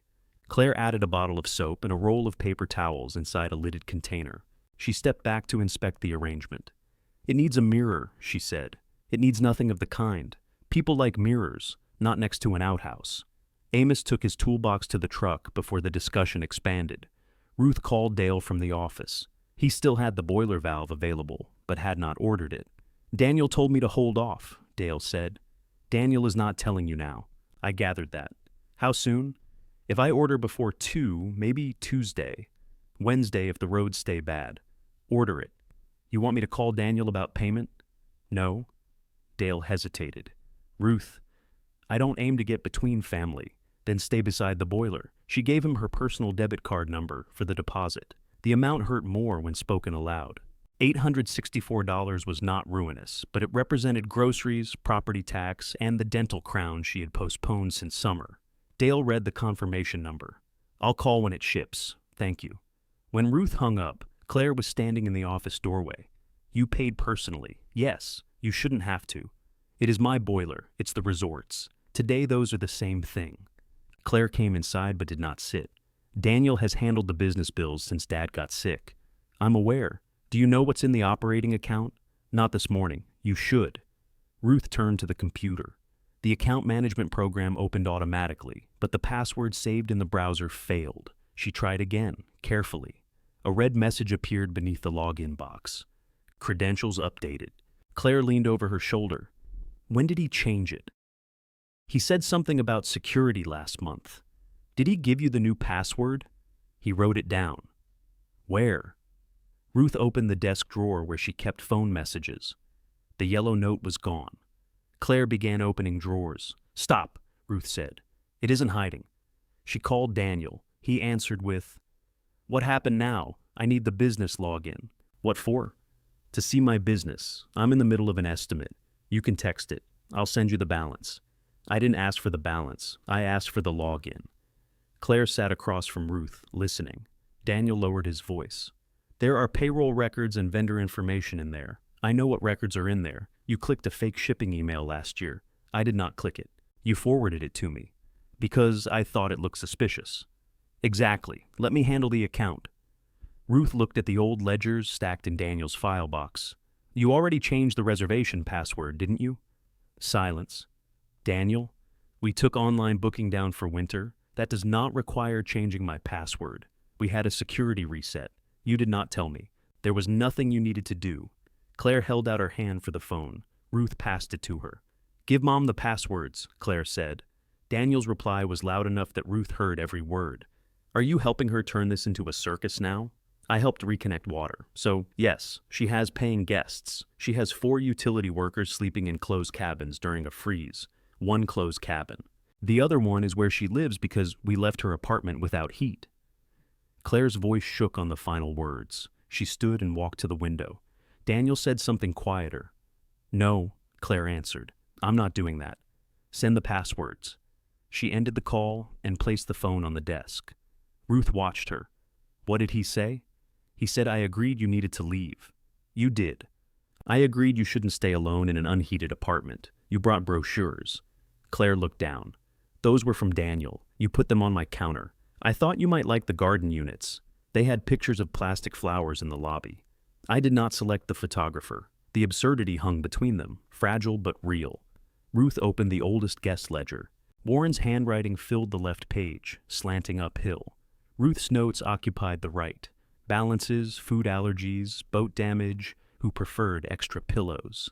The books contained years of information no password could hide. Claire touched the page beside a name. Mr. Garrison still come every June? He died. I didn't know. His sister came last year. She took his cabin. Claire turned another page. The Petrowskis? They sold their boat. They still come for a week and complain about the fishing. I remember him yelling at Dad over a walleye. Your father told him the fish had personal boundaries. Claire laughed, then covered her mouth. Ruth found a blank page in the current ledger and wrote, Tessa Monroe, Cabin 3. Beneath it, she entered Keisha Bell, Roy Alvarez, and Max Dugan, Cabin 1. Arrival date, rate, company billing, tax. The manual act steadied her. Daniel's text arrived 10 minutes later. I'll set you up with view access tonight. Not the passwords, permission to look at what belonged to her. Claire read the message over Ruth's shoulder. I'll talk to him. No, he listens to me. He recruits you. That's not fair. It is what he just tried to do. Claire folded her arms. Then, what are you going to do? Ruth capped her pen. Run the place. With paper? It worked before computers. Everything worked before computers if you enjoy waiting 6 weeks. The office phone rang again. This time it was the utility accounts coordinator confirming the vendor form had arrived. She would process the first week's lodging in advance, but electronic payment could take several business days. Ruth looked at the deposit receipt from Dale. Money out today, money in later. The old rhythm of the resort returned, less nostalgic when measured against her checking balance. She confirmed the billing address and hung up. Claire saw her expression. What? Cash flow. How much do you need? I didn't ask. I know. That is why I'm asking. Nothing today, meaning possibly tomorrow. Meaning, I need to calculate. Claire reached for the yellow pad. I can help. Ruth put her hand over it. Not if helping means reporting every number to Daniel. Claire withdrew her hand as though the paper were hot. Outside, the red utility truck turned into the drive. It stopped near cabin 1. Keisha climbed out first, carrying a bag of ice melt. Max followed with a square of blue foam tucked beneath his arm. Ruth and Claire watched him walk toward the outhouse. What is that? Claire asked. I'm afraid we're about to receive an improvement. Max emerged a minute later and gave them a thumbs up through the office window.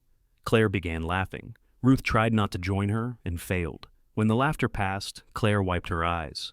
I won't tell Daniel your numbers. Ruth studied her daughter's face. I won't, Claire repeated, if you want help calculating. Ruth moved her hand from the pad. Claire sat beside her instead of across from her.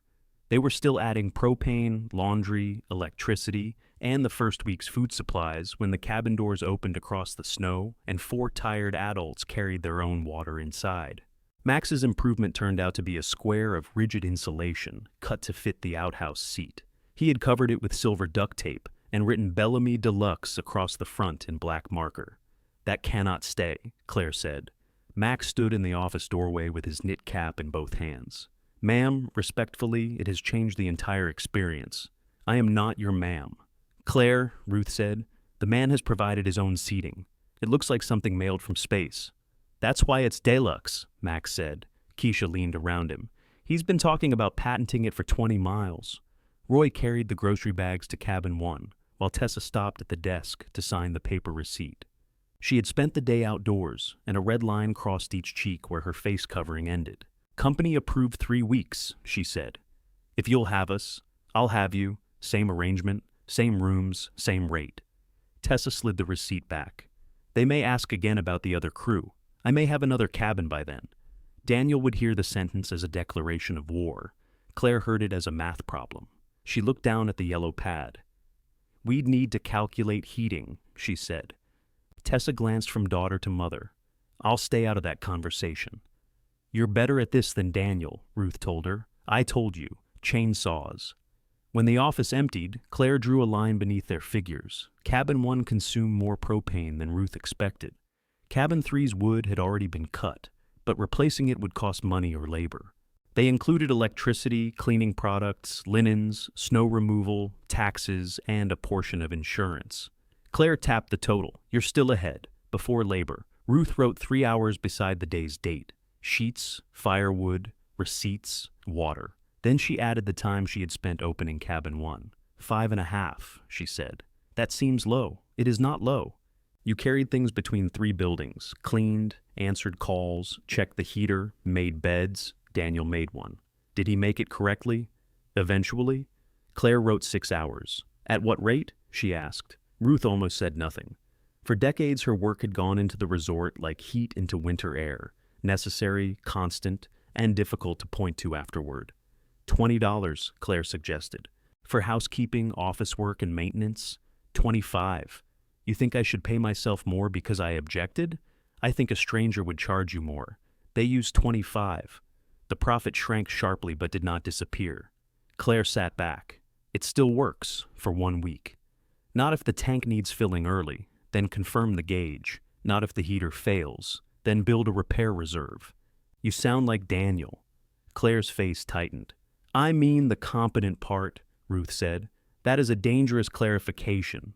Ruth smiled and wrote repair reserve on the pad.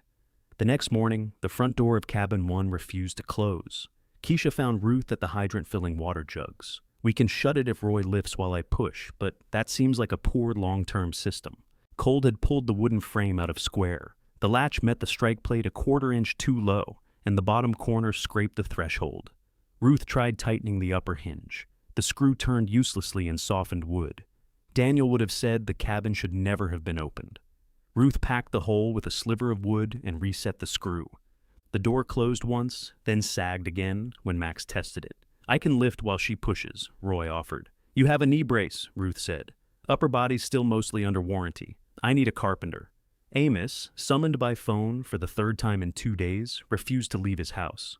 "Call Celia Grant," he said. "I don't know Celia Grant. She fixed your cabin 6 porch in October. Daniel hired someone from Spooner. That was Celia. Why didn't he give me her number?" Another pause. Ruth knew Amos well enough to hear information inside it. "What? You should ask her?" "Ask her what?" "If she's willing to come back." Ruth put down the screwdriver. "What happened?" "Call her." Celia answered with the cautious tone of someone expecting to be sold something. When Ruth introduced herself, the silence on the line lasted just long enough to become embarrassing. "Bellamy Landing," Celia said. "Yes." "Daniel Bellamy's your son?" "He is." "Then I suppose you're calling about the bill." Ruth looked toward the lodge. "What bill?" Celia arrived that afternoon in a white work van with Grant Carpentry painted by hand on the side. She was 43, compact and wiry, with dark hair shaved close above one ear and a pencil tucked through the knot at the back. She wore a tool belt over insulated coveralls. Before looking at cabin one's door, she handed Ruth a folded invoice. The total was $740. In October, Celia had replaced rotted supports beneath cabin 6's porch, rebuilt 2 steps, and braced the railing. Daniel had approved the work by phone. When Celia sent the invoice, he disputed the final amount, saying she should not have replaced both supports without written approval. Celia had sent photographs showing the second support split through the center. He said the resort was being sold, and I'd get paid at closing, Celia said. There is no closing. That's what I figured when he stopped answering. Ruth read the invoice twice. Labor, materials, mileage. Nothing looked padded. The materials alone accounted for nearly half. Why didn't you call me? I thought he owned the place. The words embarrassed Ruth more than the unpaid bill. He doesn't, she said. Celia's face did not change, but her gaze moved briefly to the lodge, the cabins, the old Bellamy Landing sign near the road. I'll pay this, Ruth said. I'm not here to make you pay your son's debt. It is the resort's debt. He ordered the work. For my cabin. Celia shifted her weight. I can wait until you sort it out. You have already waited. Ruth went to the office. The utility company's first payment had arrived that morning, $980 before taxes. Ruth had looked at the deposit 3 times, letting herself imagine the boiler repair, a propane delivery, and enough left to replace cabin 1's warped threshold. She wrote Celia a check for $740. Claire's calculations sat on the desk beside her. Repair reserve, they had written. This repair had already happened. It had simply been hidden by non-payment. Celia examined the check when Ruth handed it over. You sure? No, but it is correct. That's not always the same thing. Usually isn't. Celia folded the check into her wallet. I'll look at your door. The repair took 40 minutes. Celia removed the hinge, drilled out the damaged wood, glued in a hardwood plug, and reset the screws. She also adjusted the strike plate and shaved a thin curl from the threshold. Ruth watched closely. You planning to do the next one yourself? Celia asked. I like knowing what I'm paying for. Fair. How much? For the door? Yes. $75, materials, $6.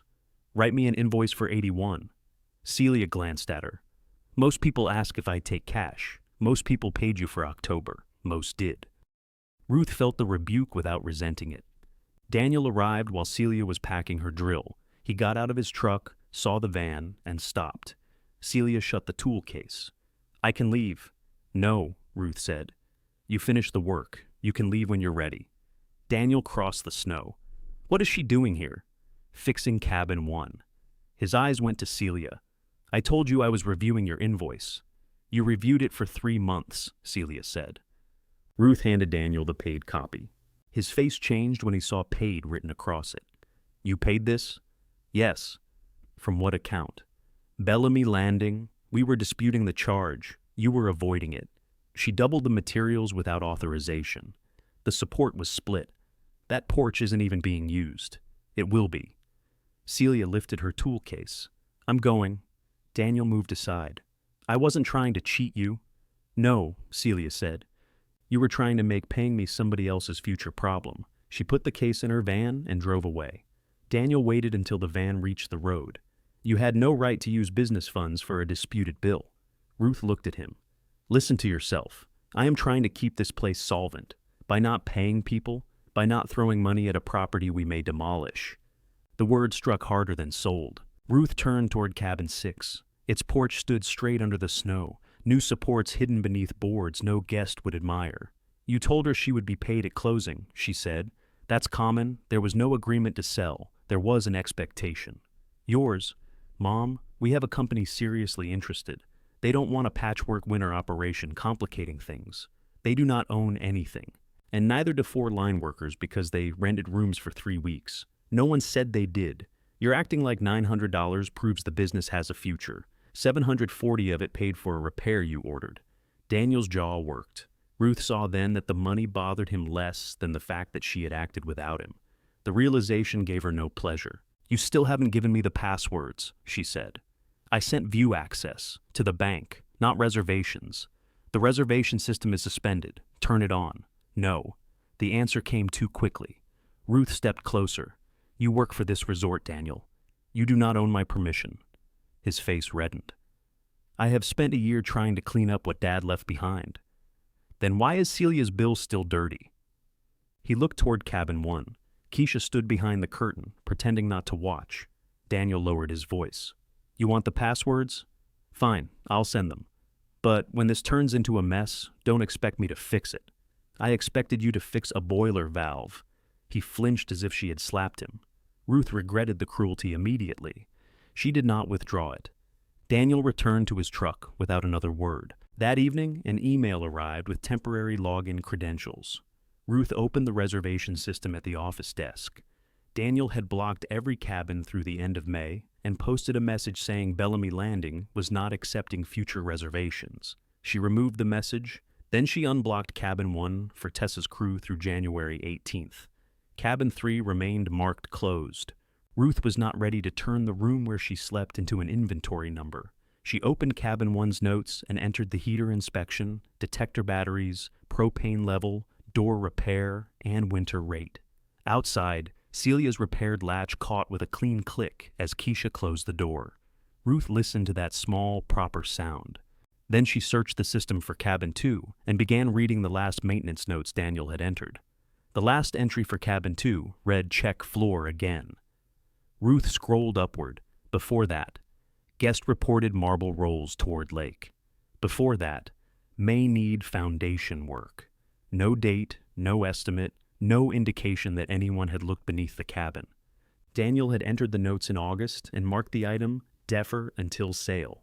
Ruth closed the computer and carried a flashlight across the snow. Cabin 2's floor had tilted for as long as she could remember. Warren used to blame the lake for pulling everything toward itself.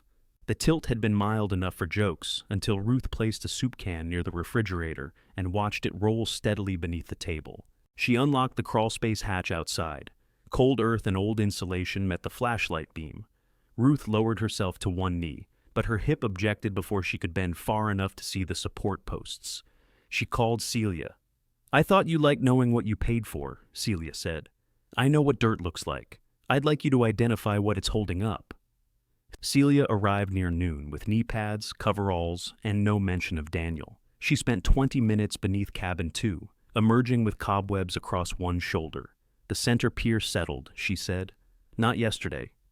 Probably not this decade. Dangerous? Not at the moment.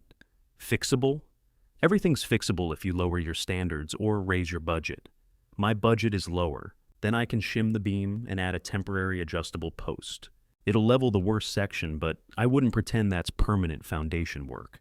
How long would temporary last? With decent drainage? A few years? Without it? Ask the lake. Ruth thought of Warren's joke and disliked him briefly for making neglect sound charming. What else? She asked. Celia pointed to the front window.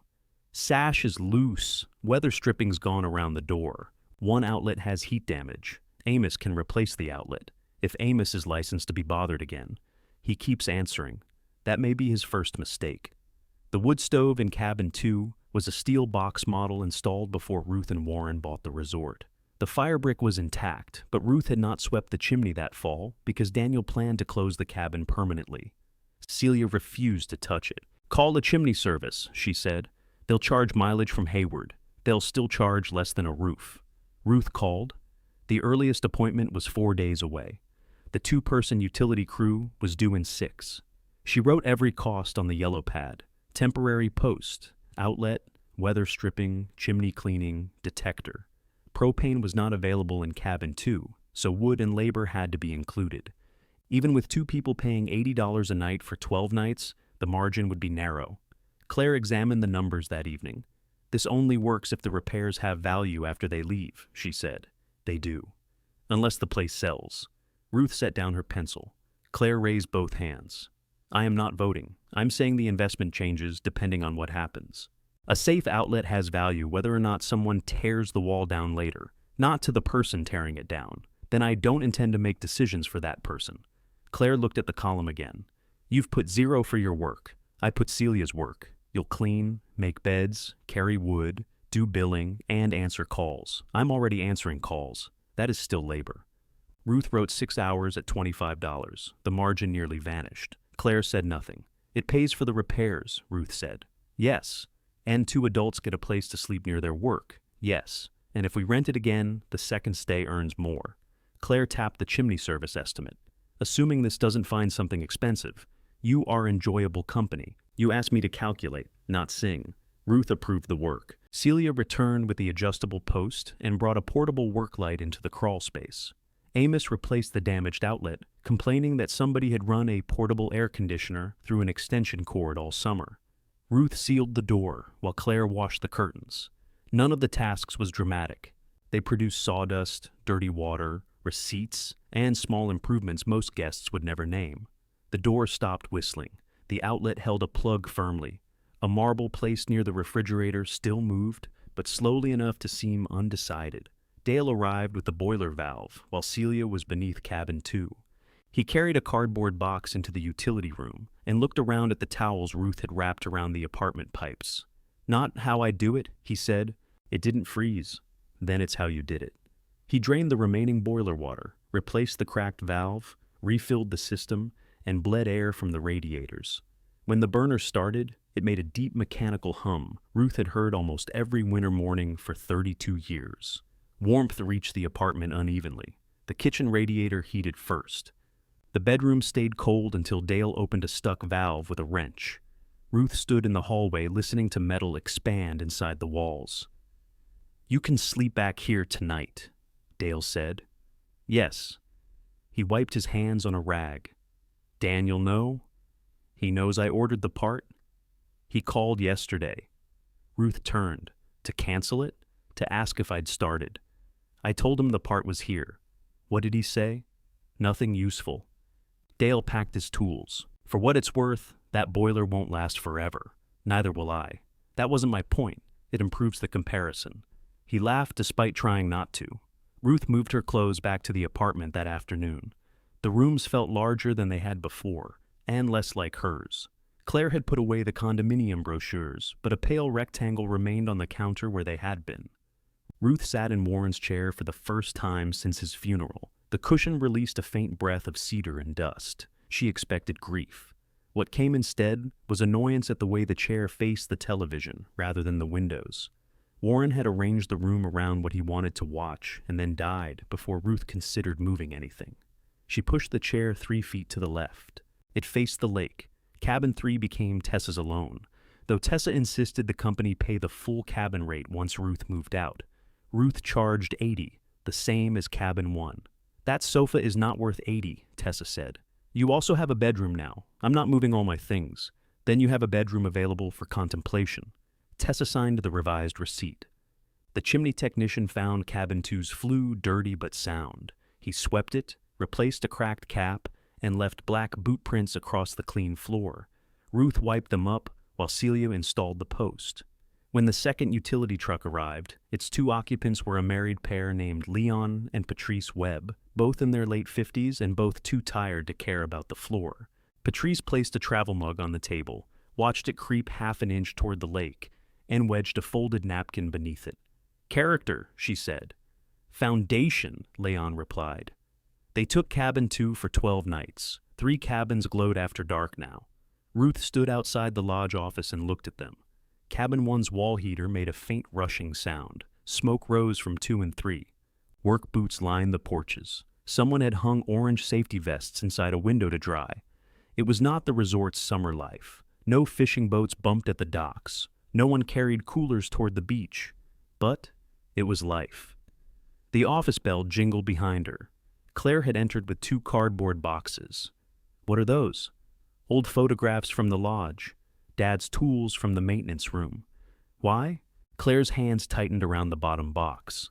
"They shouldn't be lying around with workers here. The workers do not wander through the lodge. Other people will." "What other people?" Claire did not answer quickly enough. Ruth took the top box. Inside were framed photographs from the dining room wall. Warren holding a northern pike, Daniel and Claire standing on the dock in matching red life jackets. Ruth beside the original Bellamy Landing sign, her hair dark and her face sunburned. Warren's green cap lay on top. "Daniel asked you to clear things out. He said the company's regional manager may visit Friday. He scheduled a visit, a walk through, without asking me. He thought you'd refuse if he asked. He was correct." Claire set the second box on the desk. Warren's tools clinked inside. His plane, 2 chisels, a framing square, the battered red level he trusted more than any newer one. I wasn't taking them for Daniel, Claire said. I was taking them to my house. Why? So they don't get thrown away. By whom? Anybody. A cleaning crew, a buyer, Daniel when he gets impatient. There is no buyer. I know that's what you keep saying. Because it's true. Claire pulled off her gloves. You think I'm helping him empty the place. I'm trying to protect things Dad cared about. By removing them from where he put them, he left them everywhere. He worked here. He also left coffee cups in the boathouse and a belt sander on the dining room table. Not everything was sacred because he died near it. The harshness startled both of them. Claire sat down abruptly. Sorry. Ruth touched the red level. Its center vial had clouded years ago. Warren refused to replace it, claiming he knew how much error to subtract. He was careless, Ruth said. Claire looked up. With things, with time, with promises. Ruth lifted the plane. The blade had rust along one edge. He made neglect feel temporary. That was one of his gifts. You always defended him. I was married to him. That isn't an explanation. No, it's a workload. Claire's eyes filled, but this time she did not turn sharp. She took Warren's cap from the box and smoothed the brim. I don't want Daniel throwing his things in a dumpster, she said. Neither do I. And I don't want some company man walking through here deciding what stays. Neither do I. Then what are we arguing about, whether you ask? Claire held the cap in both hands. May I take the photographs and Dad's good tools to my house until this is settled? Ruth considered the question. The office felt oddly exposed, with the wall already bare. Take the tools that will rust, she said. Leave the photographs and leave the cap. Claire nodded. She returned the cap to its hook. They carried the tools to her Subaru together. Ruth kept Warren's red level. After Claire left, Ruth rehung the photographs. She put the one of herself beside the old sign in the center. Daniel's email arrived at 8:13. Regional manager confirmed Friday at 10. Need all guest activity kept away from Lodge and Cabin 2, vacant for inspection. This is important. Please cooperate. Ruth read it twice. Patrice Webb knocked on the office door before Ruth could answer. Sorry to bother you. Stove's drawing fine, but we heard scratching in the wall. Which wall? Behind the headboard. Ruth took the flashlight and mouse traps. At Cabin 2, Leon had pulled the bed away from the wall. Celia's fresh shims held. The new outlet worked. The room was warm, occupied, and generating $80 a night. Ruth set the first trap beneath the baseboard. Her phone chimed with another message from Daniel. Did you get my email? Ruth turned the phone face down on the table. More traps? Leon asked. At least 3. Optimist, Patrice said. Ruth smiled and placed the next one behind the dresser. Friday's inspection was Daniel's problem. Cabin 2 was not going to be vacant. The first trap snapped at 2 in the morning. Patrice heard it, woke Leon, and persuaded him to carry the mouse outside because she did not want to begin her day with a corpse beneath the dresser. Leon put on one boot, stepped into the other without unlacing it, and fell against the wall hard enough to wake everyone in Cabin 2. At breakfast, he told Ruth the mouse had caused the fall. The mouse was already dead, Patrice said. Then it was extremely persuasive. Ruth reset the traps and added steel wool around the pipe opening beneath the sink. Leon offered to help, but his wrist had swollen from the fall. Patrice made him sit with a bag of frozen peas while she handed Ruth tools. I can move us if Friday's going to be a problem, Patrice said. It is not your problem. Your son came by last night. Ruth stopped packing steel wool. What did he want? To know what time we leave for work. Did you tell him? I said 6:30. Then he asked whether we could clear our personal belongings out during the day. Leon lifted the peas from his wrist. I told him my underwear was unavailable for tours. Patrice gave him a patient look. You told him no such thing. I thought it. What did you tell him? Ruth asked. That we paid for the cabin through the 18th. Good. He wasn't rude. Daniel rarely needed rudeness. He could make an expectation sound like a practical detail everyone else had overlooked. He had no business asking you, Ruth said. Patrice set the screwdriver in Ruth's palm. He seems to think the place is his business. Ruth drove the steel wool farther into the gap. Daniel arrived before lunch carrying a roll of blue painter's tape and a folder thick with printed pages. He had marked the lodge with the tape. Small blue strips appeared on a cracked baseboard, a water stain near the dining room ceiling, the loose handle of a pantry cabinet, and 3 places where paint had chipped from the window trim. By the time Ruth found him, he was pressing tape beside a scratch in the office floor. "What are you doing?" "Identifying issues. The floor is 50 years old. The scratch knows. The regional manager is bringing a construction consultant. You said walkthrough. It is a walkthrough. With a consultant. They need to estimate site preparation." Site preparation for what? Daniel opened the folder. The top page showed a computer image of 4 gray cottages with black roofs standing where cabins 1 through 4 currently sat. Each cottage had a wall of glass facing the lake. None had curtains, outdoor chairs, firewood, or evidence that a person had ever dropped a wet towel. Ruth looked at the image, then at him. "You let them make plans. They're concepts. They erase the cabins. That is the point of redevelopment." The lodge dining room seemed to contract around the glossy page. Daniel laid out more images: a widened entrance road, private garages, a stone sign bearing the name Tamarack Reserve. They changed the name. It's branding. They don't own the sign. They are showing what's possible. Ruth picked up the page and examined the smooth, empty shoreline. Even the old white pine near cabin 4 was gone. Where is the pine? They would need access for equipment. That tree is older than the lodge. Trees don't sign purchase agreements, Mom. Neither have I. Daniel gathered the pages. Which is why Friday matters. No. Friday matters to you because you told them it was further along than it is. I told them we were discussing terms. We have not discussed terms. We have done nothing but discuss terms. You discussed safety. You discussed money. You discussed where I should live. You have never put an actual offer in front of me. That comes after due diligence. That comes after interest. You have interest in pictures. Daniel pressed both hands to the folder. What do you want me to do?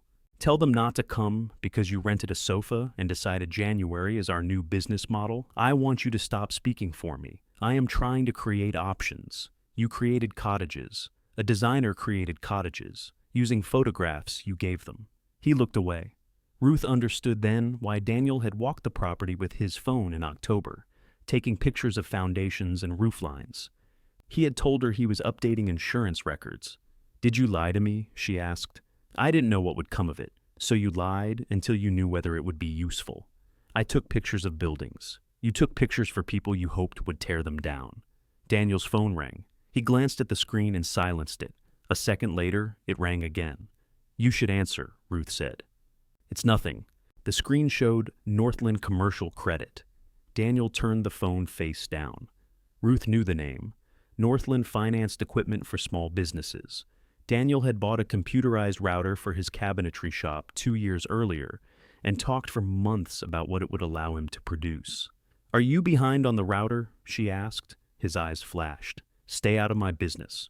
You are standing in mine. That has nothing to do with Friday. It has everything to do with why Friday matters to you." He tucked the phone into his coat. "I am not discussing this. I didn't ask for numbers. You looked at my phone. It rang between us." Daniel picked up the tape and folder. "The manager will be here at 10. I need access to the lodge, grounds, and vacant cabins. The grounds and lodge are available. Cabins 1, 2, and 3 are occupied. 3 is not booked in the system. Tessa is paying. Then enter it." "I did." "When?" "After you gave me the password." His expression told her he had not checked since. "The regional manager wants to see cabin 2. "No, they need to understand the original construction. Celia can explain the construction. They did not ask for Celia. And Patrice and Leon did not ask for strangers to walk around their room. They'll be at work. Their belongings will not." Daniel pulled one strip of blue tape from the wall and crushed it between his fingers. "You are making every part of this harder than it needs to be." "Yes," Ruth said. "For you." He left without removing the rest of the tape. Claire arrived later with a vacuum cleaner and a bag of cleaning cloths. "I am not staging," Ruth told her. "I'm cleaning. For the walkthrough, for human health. The top of that ceiling fan could grow potatoes." The fan was furry with dust. Ruth found the long-handled duster. They worked around the lodge without discussing the computer images. Claire had already seen them. Ruth could tell by the way she avoided looking at the white pine through the dining room windows. "Do you like the cottages?" Ruth asked. "No, you said that quickly. They look like dental offices." Ruth laughed. I didn't like the name either, Claire said. Tamarack Reserve sounds like a whiskey or a place that confiscates your phone. Daniel likes it. Daniel likes anything printed on heavy paper. Claire vacuumed beneath Warren's chair, now angled toward the lake. You move this. I improve the view. Dad would complain about glare on the television. He can submit that in writing. Claire switched off the vacuum. The quiet that followed was tender rather than awkward. He really owed Celia that money? She asked. Yes. Daniel said the invoice was wrong. It was not. Claire wound the cord around the handle. His shop lost a hotel contract in November. Ruth waited. It was a big order. Bathroom vanities. He bought materials before they canceled. How much? I don't know. Does his wife know? Probably some. Not all. Ruth looked toward the office where Northland's name still seemed to glow on Daniel's dark screen in her memory. He thinks the sale will save him, she said. Claire set the vacuum aside. He thinks it will save everyone. From what? From having to decide. Ruth pulled a strip of painter's tape from the pantry handle. The handle was loose. She tightened it with a screwdriver instead.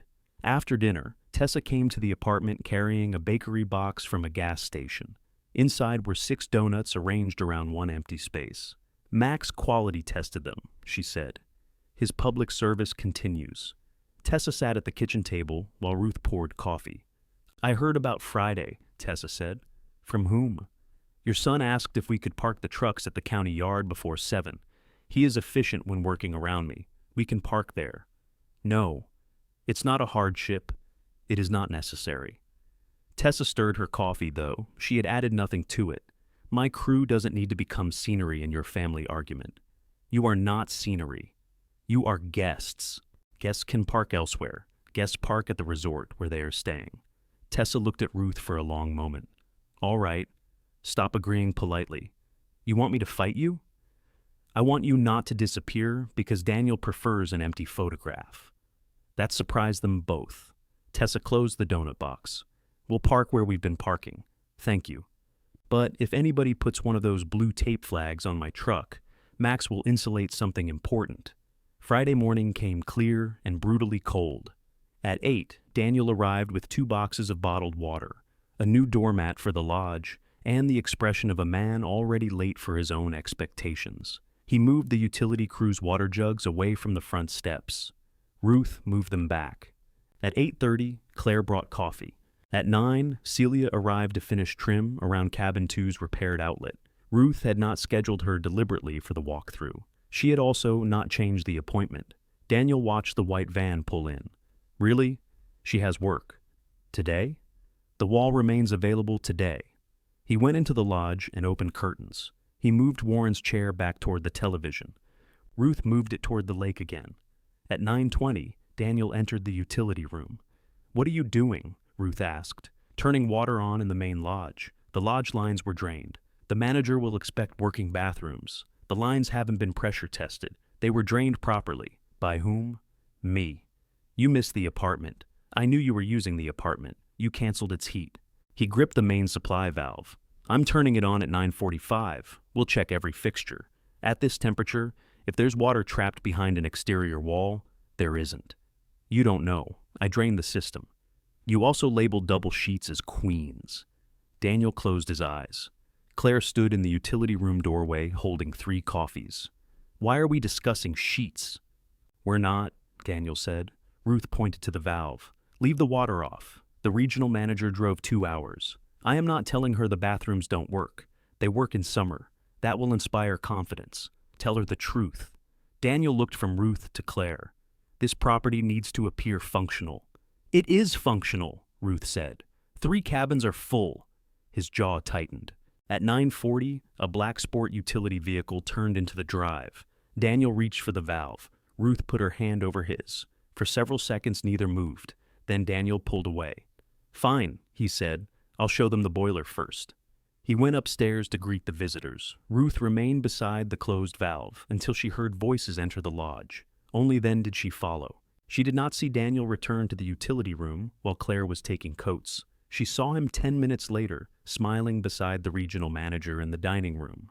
Behind him, the pipes in the north wall gave a single deep knock. Ruth heard the knock inside the wall again. Not expansion. Not air moving through an old line. Water hammer. She looked across the dining room at Daniel. His smile did not change, but his eyes did. The regional manager wore a charcoal coat over a navy suit and introduced herself as Elaine Porter. Beside her stood a construction consultant named Greg Halpern, who carried a tablet and had already begun photographing the ceiling. "Mrs. Bellamy," Elaine said, taking Ruth's hand. "Thank you for having us. I didn't know you were coming until 2 days ago." Daniel stepped in. "We've been coordinating schedules." "Daniel has," Ruth said. Elaine's glance moved between them. She was perhaps 50, with silver-framed glasses and the contained expression of someone accustomed to entering family businesses at the point where money had made everyone strange. "I understand this is exploratory," she said. "Very," Ruth replied. Daniel handed Elaine one of the heavy paper folders. "I thought we'd begin with the lodge, then walk the shoreline and look at representative cabin construction." "Cabins 4 and 5 are vacant," Ruth said. "I was hoping to show them 2, Daniel said. "Cabin 2 is occupied." Greg looked up from his tablet. "You operate in winter?" "We do now." Daniel gave a short laugh. "Temporarily." "Utility crews during the storm." 3 cabins, Ruth said. A truck door slammed outside. Through the windows, Max crossed the parking lot, carrying a coil of rope. Keisha followed with a hard hat tucked under one arm. The red utility truck was parked exactly where it had been every other morning. Elaine watched them enter cabin 1. "Demand from emergency crews can be useful seasonal revenue," she said. Ruth liked her slightly for recognizing that people sleeping in rooms were revenue rather than a visual inconvenience. Daniel opened the concept folder. "The redevelopment model doesn't depend on resort operations." "No," Ruth said. "It depends on there being no resort." The pipe knocked a third time. Ruth walked toward the kitchen. Daniel caught up in the hallway. "What are you doing? You opened the valve. Keep your voice down." "You opened it after I said not to." "I checked the basement. Everything is holding." "That sound is not holding. It's an old pipe. It wasn't making that sound when it was empty." He stepped in front of the utility room door. "Can we get through 1 hour? Water doesn't respect appointments." Elaine and Greg waited in the dining room, politely pretending to study Warren's framed northern pike. Daniel lowered his voice. The bathrooms needed to work. For whom? She drove here in a vehicle with heat and stopped somewhere with indoor plumbing. This is exactly why we need a buyer. Every basic function turns into a crisis. Then, shut the valve. No. Daniel. "I tested every faucet." "You turned on faucets. That is not the same as checking every line behind every wall." His face had begun to flush. "You want this to fail." Ruth looked at him. He seemed to hear himself a second too late. "Not the pipe," he said. "The meeting. What I want has not troubled you so far." Elaine appeared at the end of the hall. "Is everything all right?" Daniel turned with his professional smile restored. "Old plumbing. Part of what we expect redevelopment to address." Ruth heard a faint hiss behind the north wall. "No," she said. "Everything is not all right." She entered the utility room and put her hand on the exposed line. The copper trembled beneath her palm. "Shut it off," she told Daniel. Greg came closer, suddenly more interested in the wall than the tour. "Do you have a pressure gauge?" "No," Daniel said. "Yes," Ruth said. "On the boiler fill line. But that isn't the same system." A sharp crack sounded overhead. Water struck the inside of the wall with a heavy, continuous rush. Ruth reached for the main valve. Daniel reached at the same time, hitting her hand aside without meaning to. He seized the red handle and turned it the wrong direction. "Other way," Ruth said. "It's stuck. You're tightening it." He reversed, leaning his weight into the valve. It moved a quarter turn, then stopped.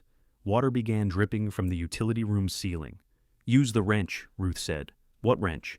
"Yellow handle. Pegboard behind the boiler." Daniel scanned the tools, grabbed pliers, dropped them, and swore. The dripping became a stream. Ruth stepped around him and took the wrench from the pegboard. For one old familiar second, she nearly put it on the valve herself. Warren would have expected that. Daniel expected it now. She placed the wrench in her son's hand. "Seat it flat," she said. "Pull toward the exterior wall." "You do it." "No." "Mom, water is coming through the ceiling. You turned it on. Shut it off. This is not the time to make a point. I'm not making a point. I'm giving instructions." The stream hit the floor and spread beneath Daniel's business boots. He fitted the wrench and pulled. The valve groaned but did not close. Short movements, Ruth said. Back and forth. Don't shear the stem. Daniel worked the handle. Water ran down the back of his coat. Behind them, Claire hurried into the room carrying towels. What happened? He turned the main on, Ruth said. I had to. No, Claire said. You wanted to. Daniel jerked the wrench again. The valve moved halfway.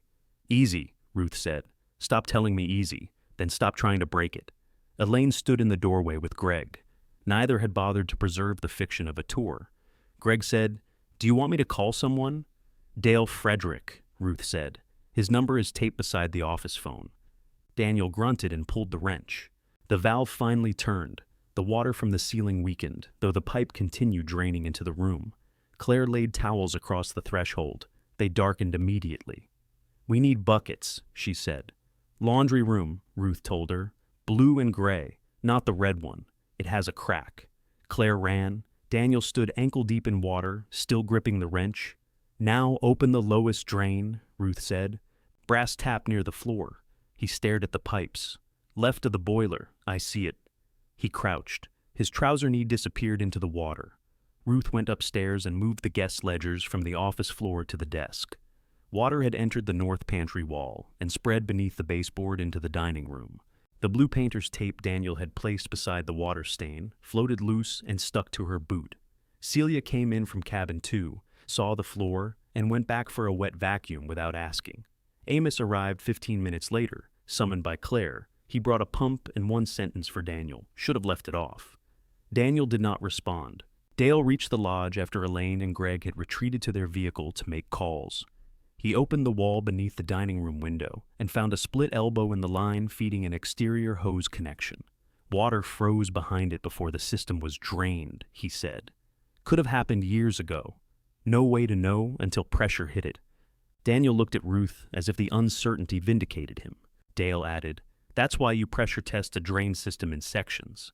Daniel looked away. The damage was ugly but contained. Soaked drywall, wet insulation, warped pantry baseboard. Celia removed what could not be saved. Amos set fans along the open wall. The lodge smelled of wet plaster and overheated motors. At noon, Elaine asked to speak with Ruth and Daniel together. They stood in the dining room beside the exposed studs. Claire remained near the office door. Greg had gone outside to measure the lodge footprint. Elaine removed her glasses and cleaned them with a cloth. The pipe is not a deciding factor, she said. Daniel exhaled. The ownership's alignment is. Ruth said nothing. Elaine replaced her glasses. Our company does not invest in design, environmental review, and site planning without clear commitment from the seller. I was given the impression the family had agreed in principle. We're working through final concerns, Daniel said. No, Ruth said. We have not agreed in principle. Elaine looked at her. Would you consider a written offer? I will read anything put in front of me. I will not promise to sell before I read it. That's fair. Daniel opened his folder. The preliminary range. Elaine held up a hand. A range is not an offer. The same words Ruth had used, spoken without history, quieted him more effectively than all her arguments. Elaine continued. There is also an operating business here, however modest the winter activity. That affects timing, access, and the assumptions in our concept. We would need accurate books and a seller who wants the transaction. She does want it, Daniel said. She's reacting to how this week was handled. Ruth turned to him. Claire said, Daniel. He pushed on. My mother has lived here almost 40 years. Of course this is emotional.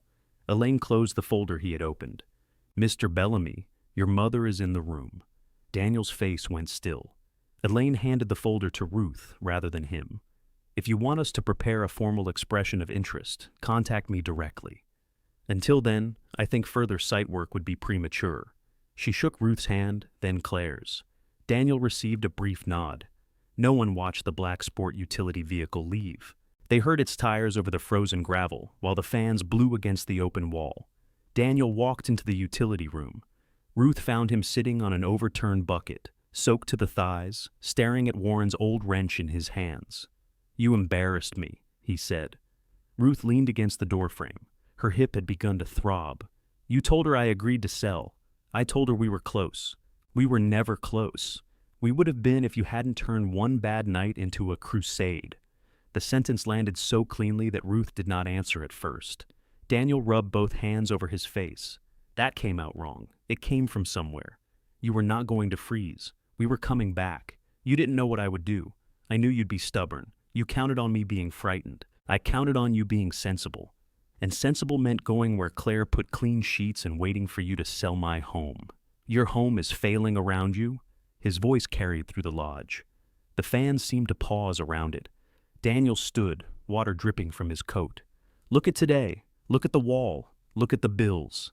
Dad left you 6 aging cabins, a dying boiler, and a business that only works if nobody counts what you do. Ruth's throat tightened. He also left you to handle everything, Daniel said. And you turned that into love, because it hurt less than admitting he used you. Ruth slapped him. The sound was smaller than she expected. Daniel touched his cheek. Neither of them moved. Claire appeared in the doorway, her face white. Ruth looked at her own hand as if it belonged to someone she disliked. I'm sorry, she said. Daniel laughed once without humor. There it is. Fastest apology in the family. He set the wrench on the boiler and walked out. Ruth did not follow. Celia shut off one fan in the dining room so they could hear each other. The wall will dry, she said. It was the kindest sentence available. Ruth nodded. Claire picked up Daniel's wet coat from where he had dropped it near the door. He shouldn't have said that. I shouldn't have hit him. No. The agreement hurt, but Ruth was grateful for it. Claire carried the coat outside. Daniel's truck was already gone, leaving a trail of wet footprints that ended where he had climbed in. Ruth went to the office computer. She removed Daniel's administrator access from the reservation account. Then she called the locksmith who had changed the cabin 6 lock the previous summer. I need the lodge office rekeyed, she said. Not the guest cabins, just the office. The locksmith could come the following morning. Ruth opened a fresh page in the ledger and wrote the day's expenses. Dale emergency call, Celia's wall removal, fans, insulation, drywall, possible baseboard replacement. At the bottom, she added Daniel's labor, 3 hours. She stared at the line, then wrote beside it, unpaid. Not because his work lacked value, because neither of them yet knew what it had cost. Ruth left Daniel a voicemail before she went to bed. I'm sorry I hit you, she said. There is no excuse for it. I was angry, and I used my hand instead of my judgment. You don't have to call tonight. She listened to the message before sending it. The words sounded formal, almost businesslike. She added, I love you, then disliked how the sentence seemed to ask for something in return. She sent it anyway. Daniel did not answer. The locksmith arrived while Celia was cutting wet drywall from the pantry. He gave Ruth 3 keys for the new office lock. She put one on her ring, sealed one in an envelope for emergencies, and offered the 3rd to Claire. Claire did not take it. I don't need access, she said. You may need to get in if I'm sick. Then Amos gets the emergency key. Amos will complain. He'll complain inside or outside. Ruth put the 3rd key in the envelope. The wall dried slowly. Fans ran for 4 days, filling the lodge with noise and sending the electric meter into a cheerful spin. Celia replaced insulation and drywall, but Ruth left the baseboard unfinished until she knew the moisture was gone. Daniel stayed away. He sent passwords for the vendor accounts, the payroll service, and the full banking portal in a single email with no message attached. The records were organized, bills were categorized, tax payments scheduled, deposits matched to reservations. Daniel had not been incompetent. That made the transfers easier to find. 6 payments over 9 months, all labeled management reimbursement, had gone from Bellamy Landing to Bellamy Custom Cabinetry. The first was $1,200. The largest was $2,400. Together, they totaled $8,300. Ruth printed the page and placed it in the desk drawer. She did not call him. The transfers explained things without excusing them. The urgency of the sale, the unpaid bill, the way Daniel guarded the account, as if access itself might expose him. He had not emptied Bellamy Landing. He had borrowed from it in amounts small enough to make each decision feel temporary. Warren had done the same thing with time. He borrowed Ruth's afternoon because a guest needed help launching a boat. He borrowed their anniversary because Cabin 4's septic line backed up. He borrowed the winter they planned to travel because replacing 2 roofs became urgent. None of it looked like abandonment by itself. A life could disappear in reasonable pieces. Tessa found Ruth at the office printer with the transfer page still warm in her hand. We got our release date, she said. 18th, unless another storm tears something apart. That was the original booking. For once, the estimate held. Ruth slid the transfer page beneath the yellow pad. Tessa noticed and pretended not to. "Our office wants to know whether you'll take crews in the future," she said. "If the cabins are ready. They liked your invoices." That is a sentence nobody has ever said about Warren. They also liked not paying motel rates an hour away. Ruth entered the final lodging totals. After repairs, propane, firewood, cleaning, taxes, and paying herself for the hours she had recorded, Bellamy Landing had earned less than Daniel would find impressive. It had still earned money in January. More important, every repair remained after the crews left. Celia came in for her check. She had been working 3 days a week, fitting Bellamy Landing between larger jobs and never assuming the next task belonged to her. "Would you want regular work here?" Ruth asked. Celia glanced around the office. "How regular?" "I don't know yet." "Then, I don't know yet." "Fair. I'd consider 2 days a week through March. Carpentry and maintenance, not guest complaints, reservations, or unclogging anything with a personality." "Hourly?" "Hourly. I'll put numbers together." Celia picked up the check. "You count your own hours?" Ruth looked at the yellow pad. "Recently." "Keep doing that. You and Claire would enjoy each other. I met her. That was not my observation." Celia smiled and went back to the pantry wall. On the 18th, the utility crews loaded their trucks before sunrise. Keisha washed Cabin 1's coffee pot and left it upside down on a towel. Roy stripped the beds despite Ruth telling him not to strain his wrist. Leon and Patrice placed their used linens in neat piles. Max removed the foam seat from the outhouse. "You can leave that," Ruth said. "I thought you hated it. I respect results." He handed her a clean replacement wrapped in plastic. Bellamy Deluxe 2 was written across it in silver marker. "Improved adhesive," he said. Tessa returned her cabin key at the office. "We'll be back," she said, "preferably when the lake is liquid. No promises." She hugged Ruth without warning. Ruth's arms remained stiff for half a second before closing around her. The trucks rolled away in a line, red lights disappearing beyond the snowbanks. Empty cabins had a different silence after people left. Beds needed washing, ash needed carrying. The water table stood beside the porch with frozen droplets around the spigot. Ruth felt proud. She also felt old enough to sit down immediately. She slept for 3 hours in Warren's chair, woke with a stiff neck, and called Daniel. "We need to talk about the business and about us," she said when he answered. His silence sounded different from the silence of unanswered messages. "When?" he asked. "Tonight." "At the lodge?" "Cabin 3. "Why?" "Because that is where I want to talk." Claire arrived first with a pot of beef stew and 3 loaves of bread, as though difficult conversations required catering. "We may not eat," Ruth said. "Then you can freeze it. The freezer is functioning now." "I know. They carried everything to Cabin 3. Ruth had cleaned after Tessa left, but the faint scent of diesel remained in the sofa cushions. She lit the stove and placed 3 chairs around it. Not a tribunal, not quite a family circle. Daniel arrived at 6. His cheek showed no mark. He wore work clothes from the cabinetry shop, sawdust clinging to his coat. He set the old green condominium brochures on the table. "I found these in my truck," he said. "You crumpled them." "I did." He sat farthest from the stove. Ruth began before courage could turn into housekeeping.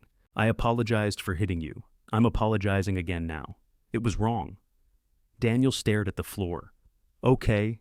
You don't have to make me feel better." I said, "Okay."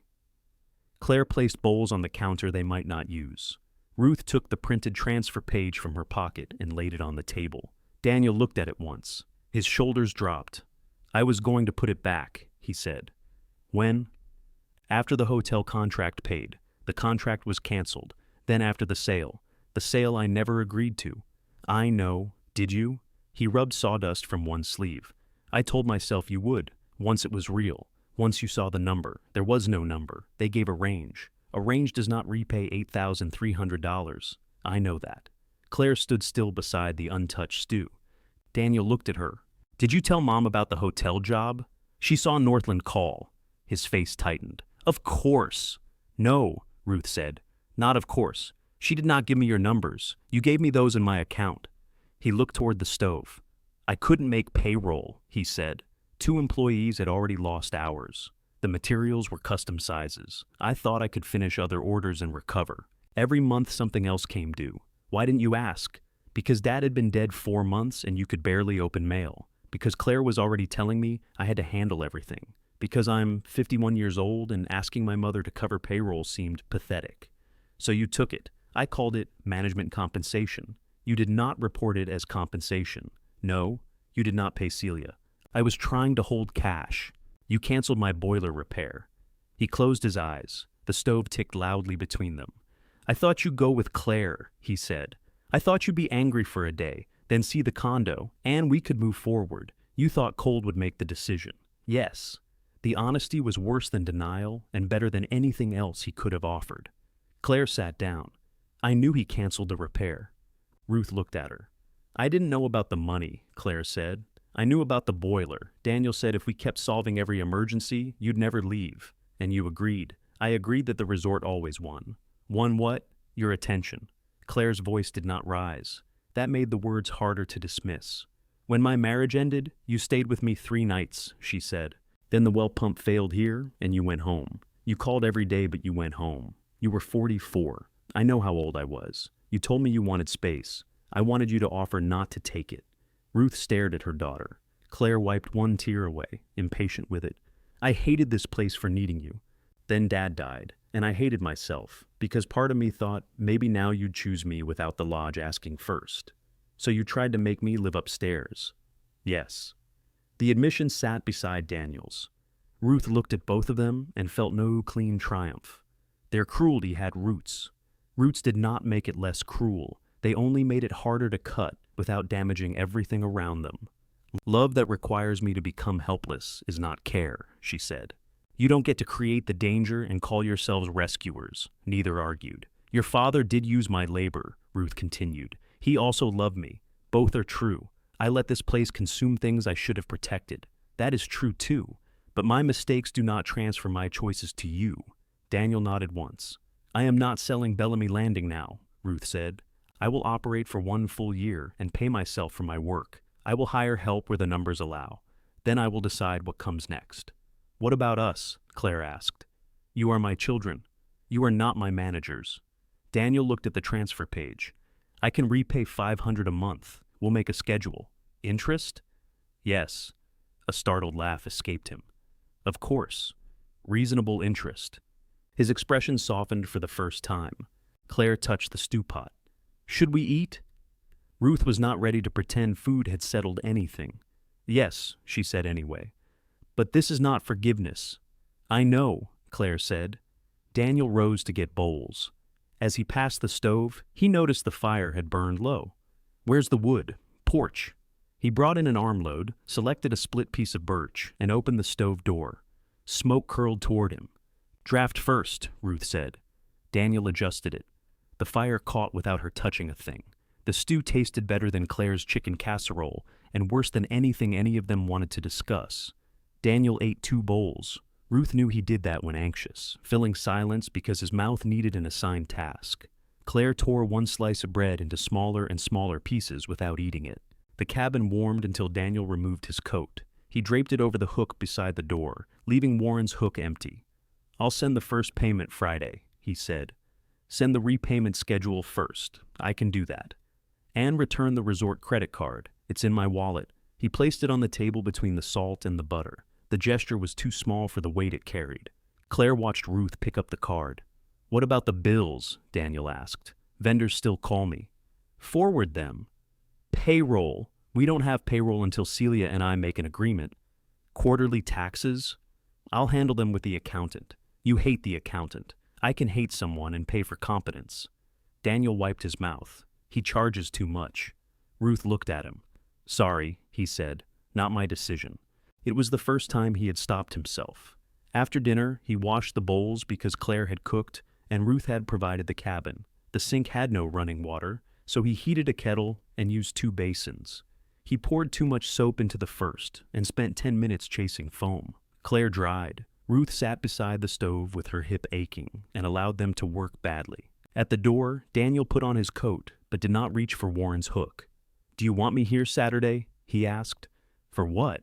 Anything. I don't know yet, he nodded. Then call if you do. Claire hugged Ruth carefully, as though affection now required permission. Daniel stood a few feet away. Ruth opened one arm. He came to her. The embrace was brief and stiff.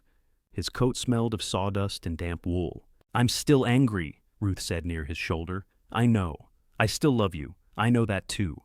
He stepped into the cold. Ruth watched their cars leave separately. Claire turned east toward Eau Claire. Daniel went west toward his house and cabinetry shop. Their taillights divided at the road. The cabin did not feel empty after they were gone. It felt quiet enough for everything said inside it to remain true. Daniel's repayment schedule arrived Thursday evening, $500 a month, with modest interest calculated by the resort accountant. The first transfer cleared Friday morning. He returned the checkbook, vendor cards, and 2 file boxes on Saturday. He did not stay. Claire stayed.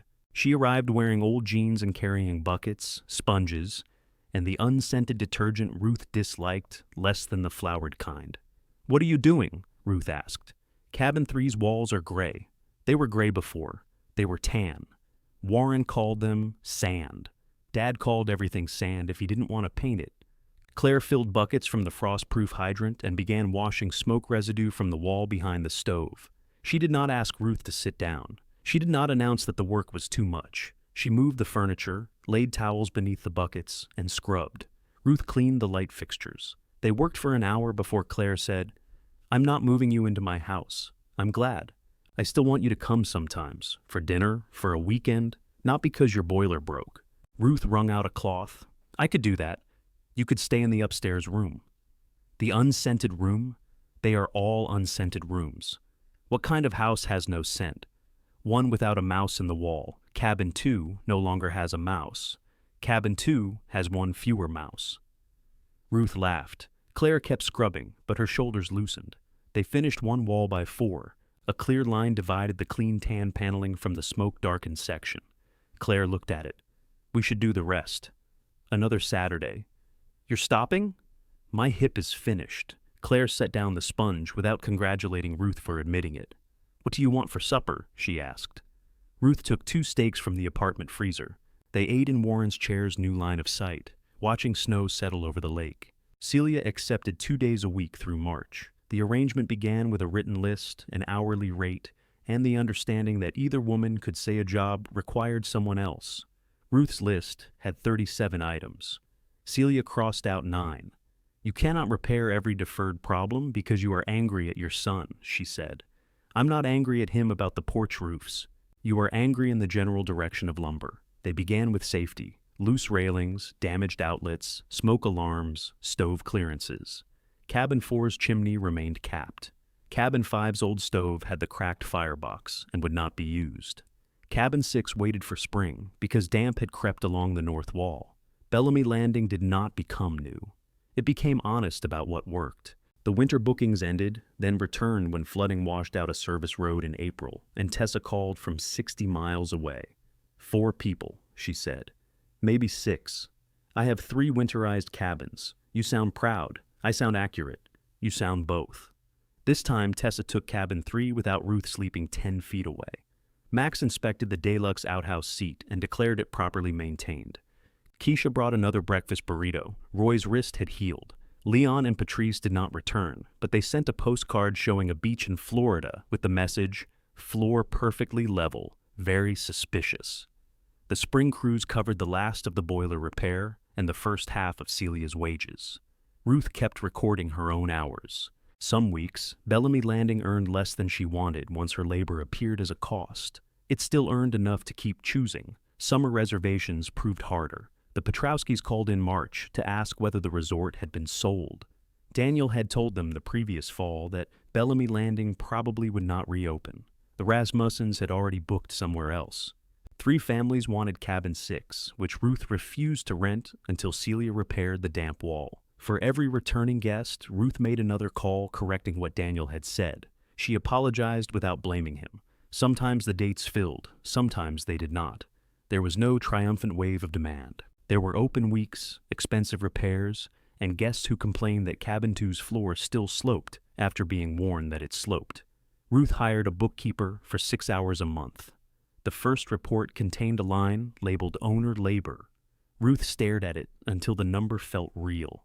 Daniel sold his new pickup in May and replaced it with a 6-year-old truck that made a clicking noise when he turned left. He cut the cabinetry shop down to a smaller crew, sold the computerized router, and took custom kitchen work he had once considered beneath the business he planned to build. The resort payments arrived on schedule. He came to Bellamy Landing only when Ruth invited him.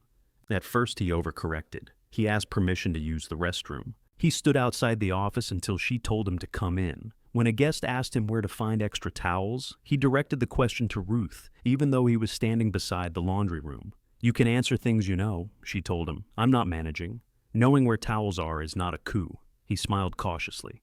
"Blue stripe is double? Yes. Yellow is queen? Yes. I fixed the labels. You removed the labels. That fixed them." She let him replace cabin 4's broken porch light. Claire's reconciliation moved more slowly and more steadily. She returned on Saturdays when she could. Sometimes she worked. Sometimes she sat by the lake and drank coffee without turning Ruth's choices into a project. She never took another object without asking. In July, she asked for the photograph of herself and Daniel in red life jackets. "For your house," Ruth said, "if that's all right." Ruth took it down. A clean rectangle showed on the wall behind it. "Take it," she said. Claire held the frame against her chest. "I hated those life jackets. You refused to enter the water without yours. Because Daniel told me muskies ate toes." He was persuasive at 11. Daniel, who was repairing a screen nearby, said, "I stand by the general warning." Claire threw a roll of spline at him. He caught it. The sound Ruth made was not quite laughter at first. It had been too long since the three of them occupied a room without negotiating grief or property. Then Daniel grinned. Claire threatened him with the spline tool, and the laugh found its proper shape. By the end of August, Bellamy Landing had completed its best summer since Warren became ill, though not its best summer ever. The difference mattered to Ruth. She refused to turn survival into legend. The money paid Celia, the bookkeeper, taxes, repairs, and Ruth. Not all the roofs were replaced.